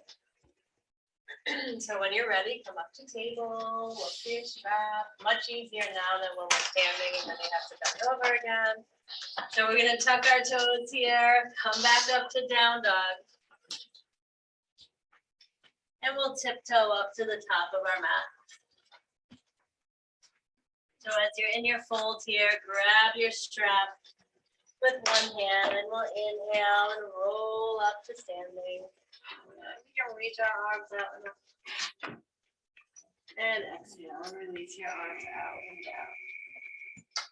All right, let's start with the left hand. So we're gonna take the strap in our left hand and bend our left arm up so it stays kind of near our ear. So it's not going out like this. It's the elbow stays pointing straight ahead or up toward the ceiling. Reach back behind with your right hand on your left side, and you're gonna work to walk your hands as close together on the strap as you can. So you create this tension in the right shoulder. Not too much, of course. We want to be mindful of how it feels. We can close the eyes here and relax the right shoulder. Bring awareness back to your feet. We'll inhale, lift the toes, building again, legs are strong, core, lifting the heart, the chin. On your exhale, very slowly diving. Bend your knees if you need to, especially if you feel a lot going on in that right shoulder. Give a good bend to your knees or ease up on the strap. When you come into your fold, take a breath. We'll take one more breath down here. Your next inhale, rising back up to standing. Good. Take a moment here, relax your shoulders again. And all you have to do, don't move your arms, just open your hands and release the strap. Good. Now very slowly reach your arms out wide. Relaxing the shoulders, extend through the fingertips. Inhale to reach your arms up toward the ceiling. On your exhale, take your hands down and back behind you. Interlock your fingers and straighten the arms, lifting the heart. Inhale. On your exhale, come into your fold, nice and slow. Let your arms rest on your back. Keep your shoulders down away from your ears. Take a breath in your fold.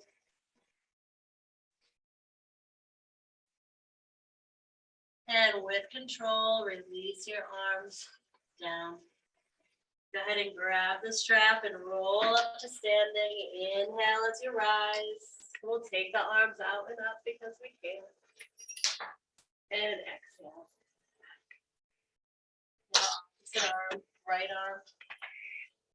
Bend it up. Whichever one you didn't do last time. You did that one.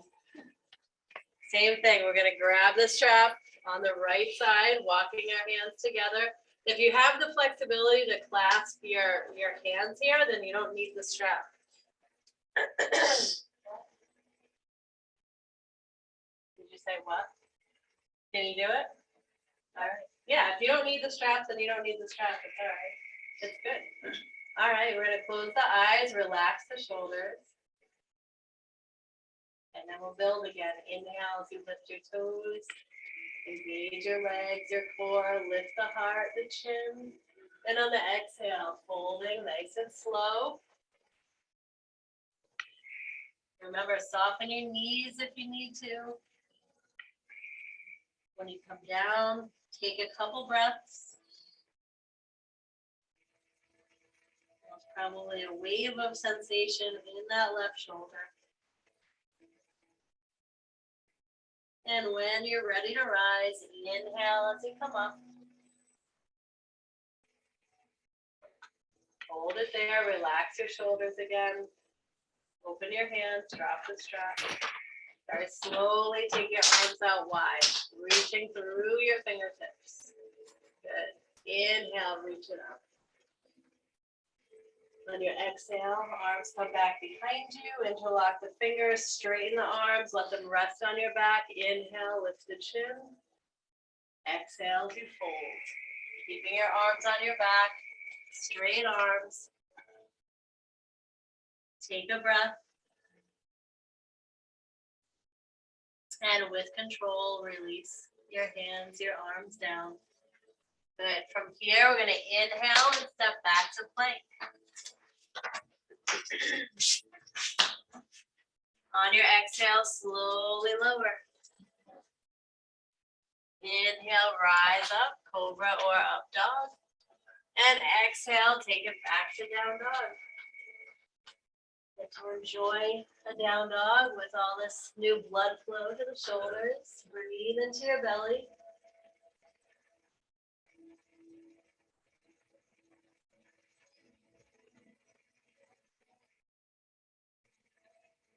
And we'll inhale, right leg out and up. And exhale as you step it through the lunge. Inhale, left foot forward. Same inhale lifts you halfway.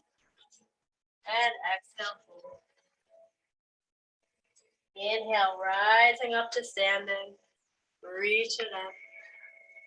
And exhale, hands to heart center.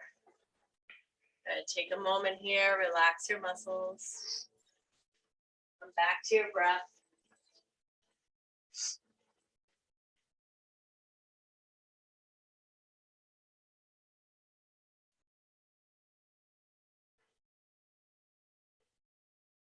Find your foot placement again, big toes touch, heels apart.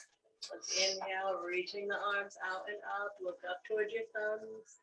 On your exhale, sit back into chair. We're gonna take our arms straight out in front in chair this time. Draw the shoulders back, heart forward. Breathe. Soften your gaze, soften your eyes.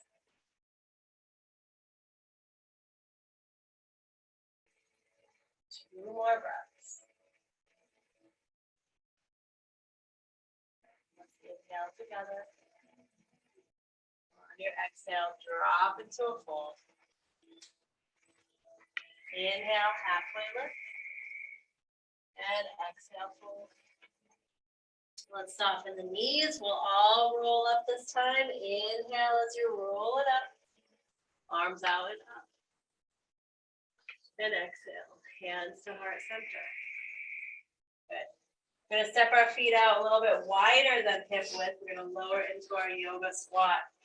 So anytime we do squats like this, mindful of your knees. If they bother you, just come right into a seated position and we'll catch up after. We'll start with our hands here. If you want to work on balance, balancing your way into this, you can inhale, reach your arms up and come up on your toes. Good. And on your exhale, slowly lower, knees come out wide, hands lower to heart center. Nice. And we can bring our hands down to try to make adjustments to come onto flat feet or flatter feet. If you feel balanced enough here, hands can come back to heart center, but do what you can. Most important, breathe. Good. And we're going to press our knees into our elbows and our elbows back out into our knees so we can lengthen up a little more. So we want to start to feel a little lighter in the hips.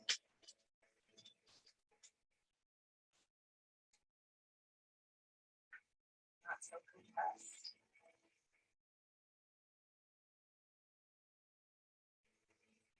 One more breath here.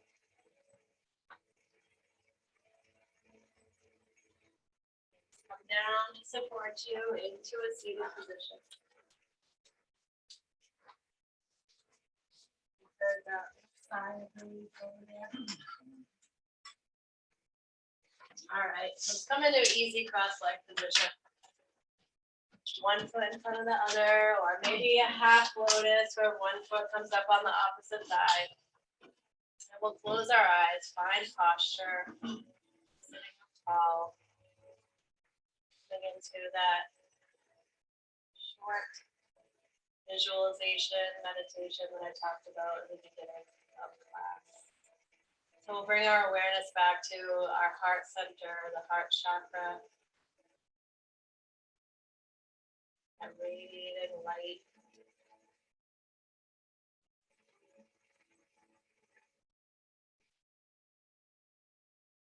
And we're just tuning into our heartbeat. So notice the heartbeat.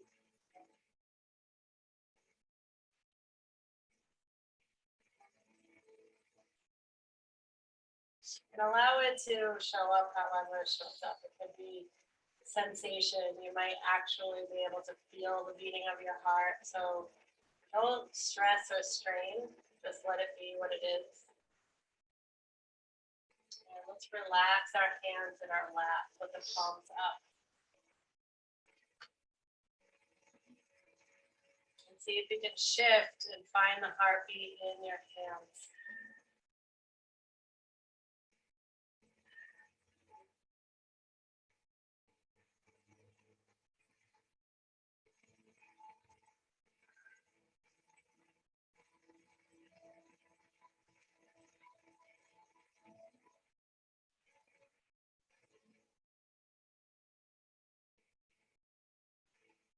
We'll shift again and see if you can feel it in your face.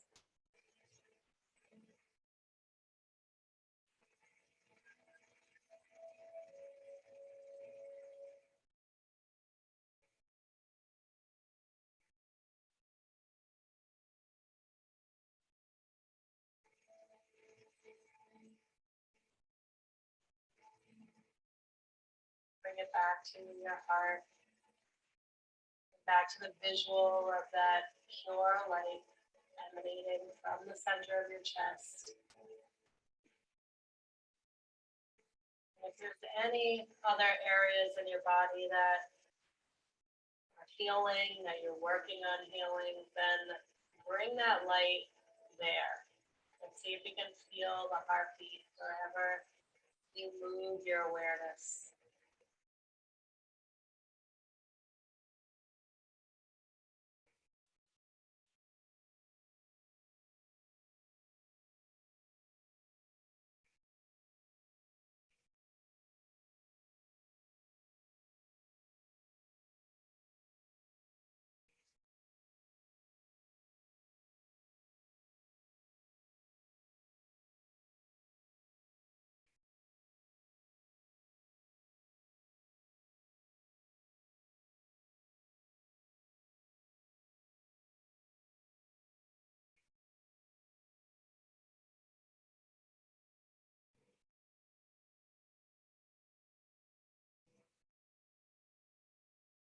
And more breaths here.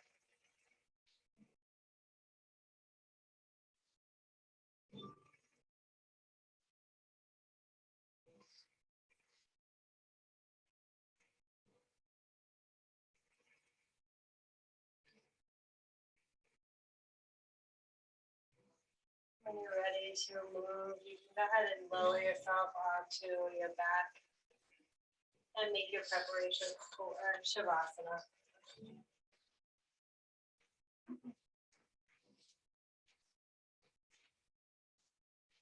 So feel free to get comfortable. If you have a blanket or bolster, or you want one, raise your hand. You're gonna lie down. It's deep relaxation. I will guide you through it, so you won't just be hanging out there in space wondering if everyone is sitting out beside you.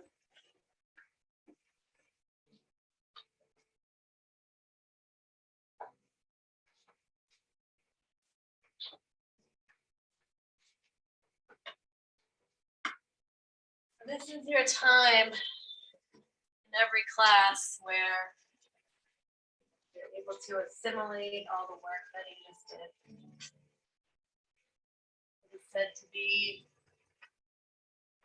one of the most important, if not the most important posture in yoga.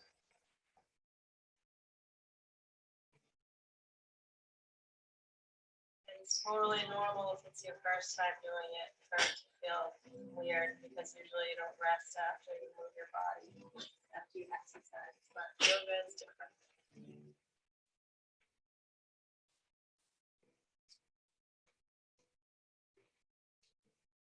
When we come into Shavasana, we aim to find that place between waking and sleeping, where we're most receptive to healing, creativity,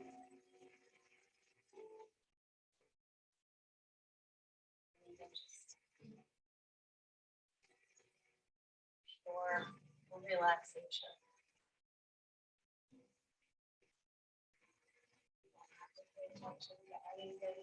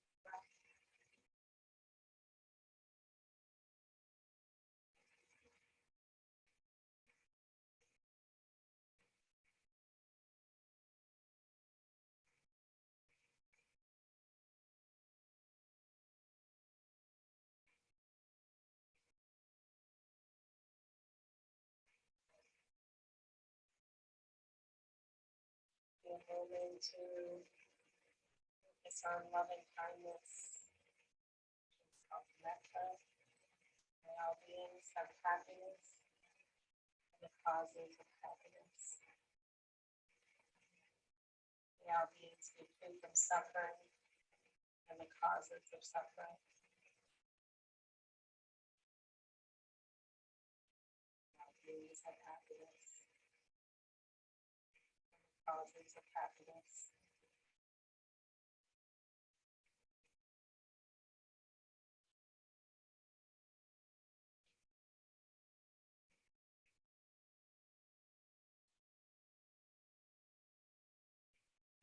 Already rolling onto your right side, rolling up there.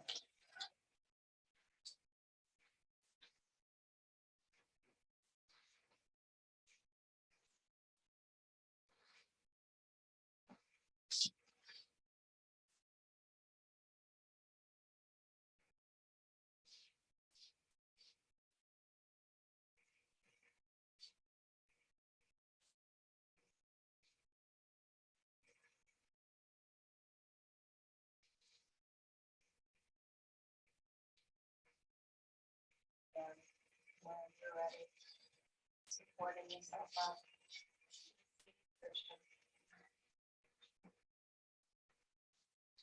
Your eyes closed, hands at heart center.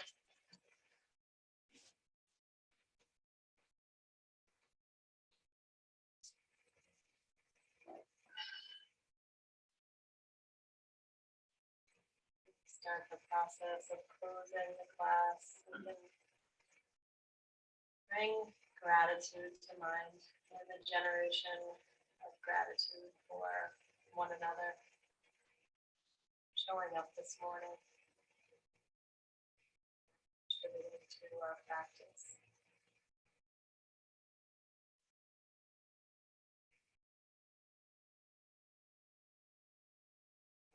Heads down toward our hearts to honor the wisdom within.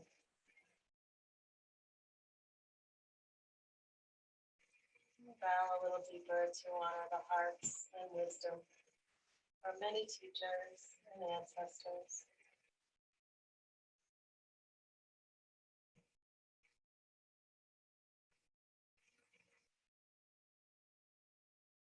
Please join me in sealing the practice with the sound of Om. Take a deep breath in.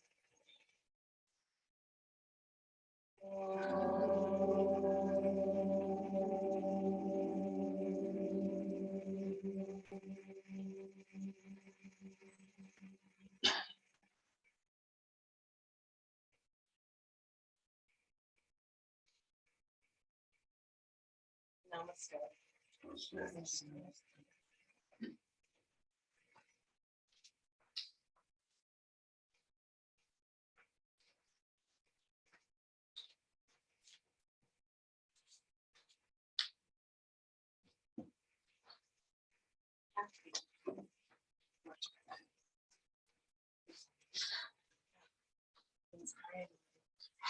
For those of you that don't know, if I gave you the strap, there's a little bucket right here.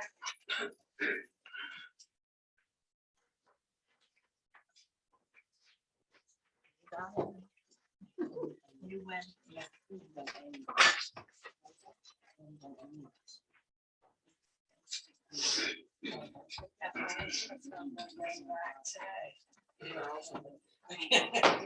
Oh, good, good.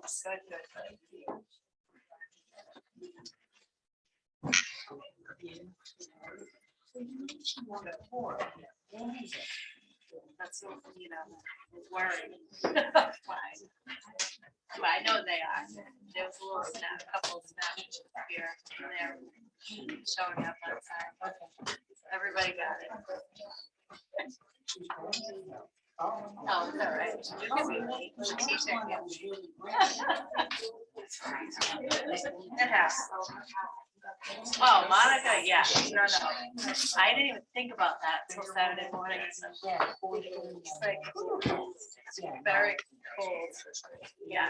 Yeah, it was crazy. I didn't want to come. I didn't want to come. I know, we're kind of like, everybody's like, are we open on Saturday? I'm like, yeah, if people want to come out, they'll come out. You know, everywhere else is open. Thank you. Yes, thank you. Are you still ready for the raisin training on that? Yeah, okay, yeah, does that work for you? Yeah. Okay. Are you going to payment that day? We can, I think I'm just gonna take payment then. Okay. That's okay. Yeah, that's fine. All right, how about we And go then from there, but as long as we have one person. Because when I went to physical therapy, the doctor was you. like, you gotta like stretch, you gotta kind of like suck your belly in so like your back is flat and it's so hard. So they have to keep your belly button Close to your spine, and so that you're, because when I lay down, there's an arch. Mine too. See, Yeah. this would be super good for you. Yeah. I don't think I can feel no, my pelvis, they told me, like my whole pelvis is too big. All right, so whenever you ladies are ready, I can show you around. You can just leave your stuff. Or we'll come back around to this point. Okay. All right.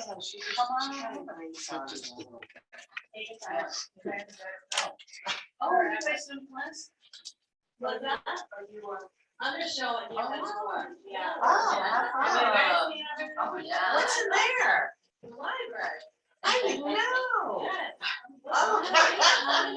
Let's jump on this train. Yes. Here, I'll take this stuff. I've been in there, go ahead. I'm done.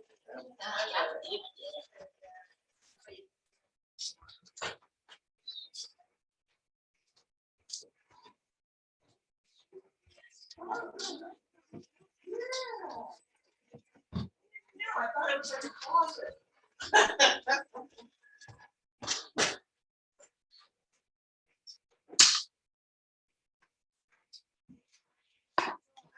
I still find that Erica is, she's still my go-to, but it is loud.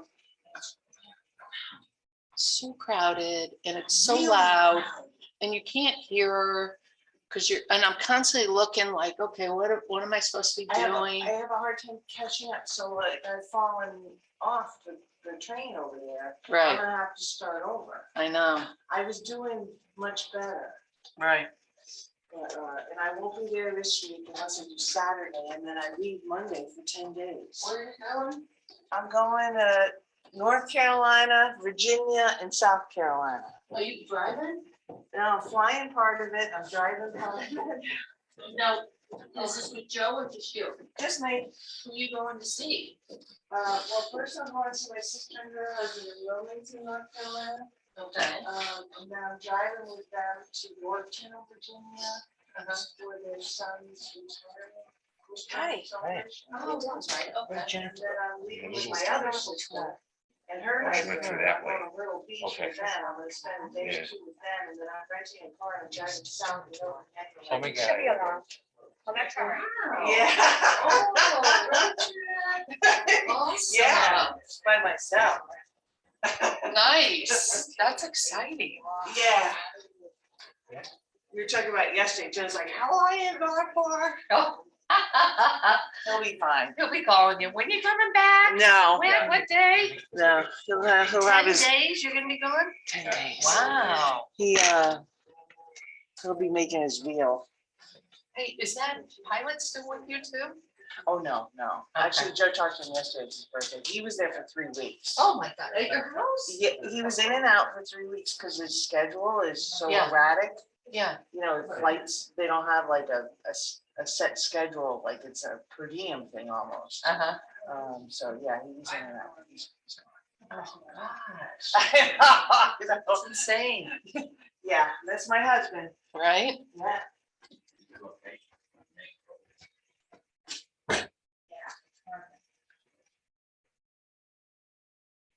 Oh, yeah.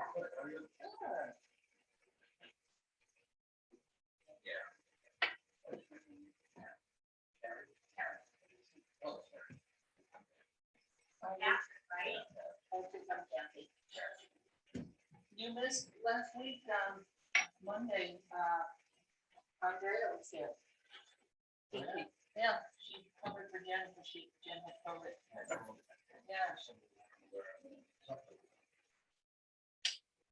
Yeah. Stay warm over the weekend. Lights, I work it down. Yeah.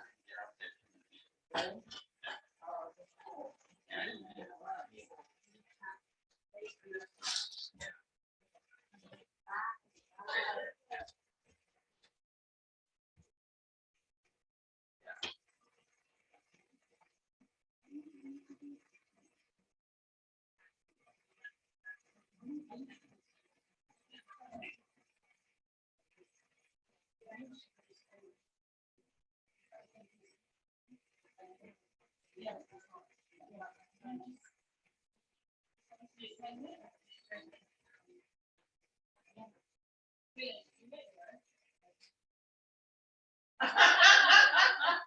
be honest, I have no idea. So we can come back around. And thank you. I still need to catch the other one. In the words, I know. I know. All right. So let me send it to, You said there's a restroom right here? there is right in that hallway. Yeah.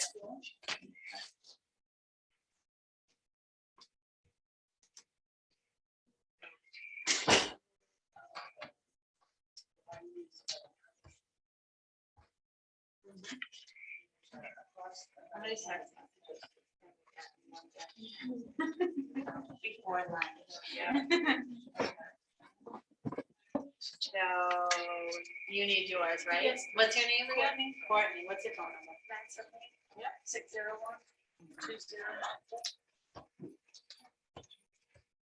So you get a big long note with it that explains stuff about the sanctuary, like if you ever show up and the front door is locked, there's a code in there to like get it to the front door. I believe that. Every single thing you could ever want to know is in here, and if it's not, you just text me if you have a question about anything. And then you're. Oh, I'm not. Yeah.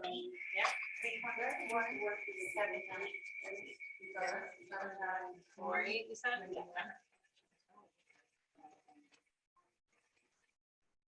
And what's your name again? Samantha. I will remember eventually. Samantha, Courtney, Amber. All right, so now. Thank you so much. Yeah, no problem. Like I said, if you have any questions, just shoot me a text. Okay, great, thank you. 71.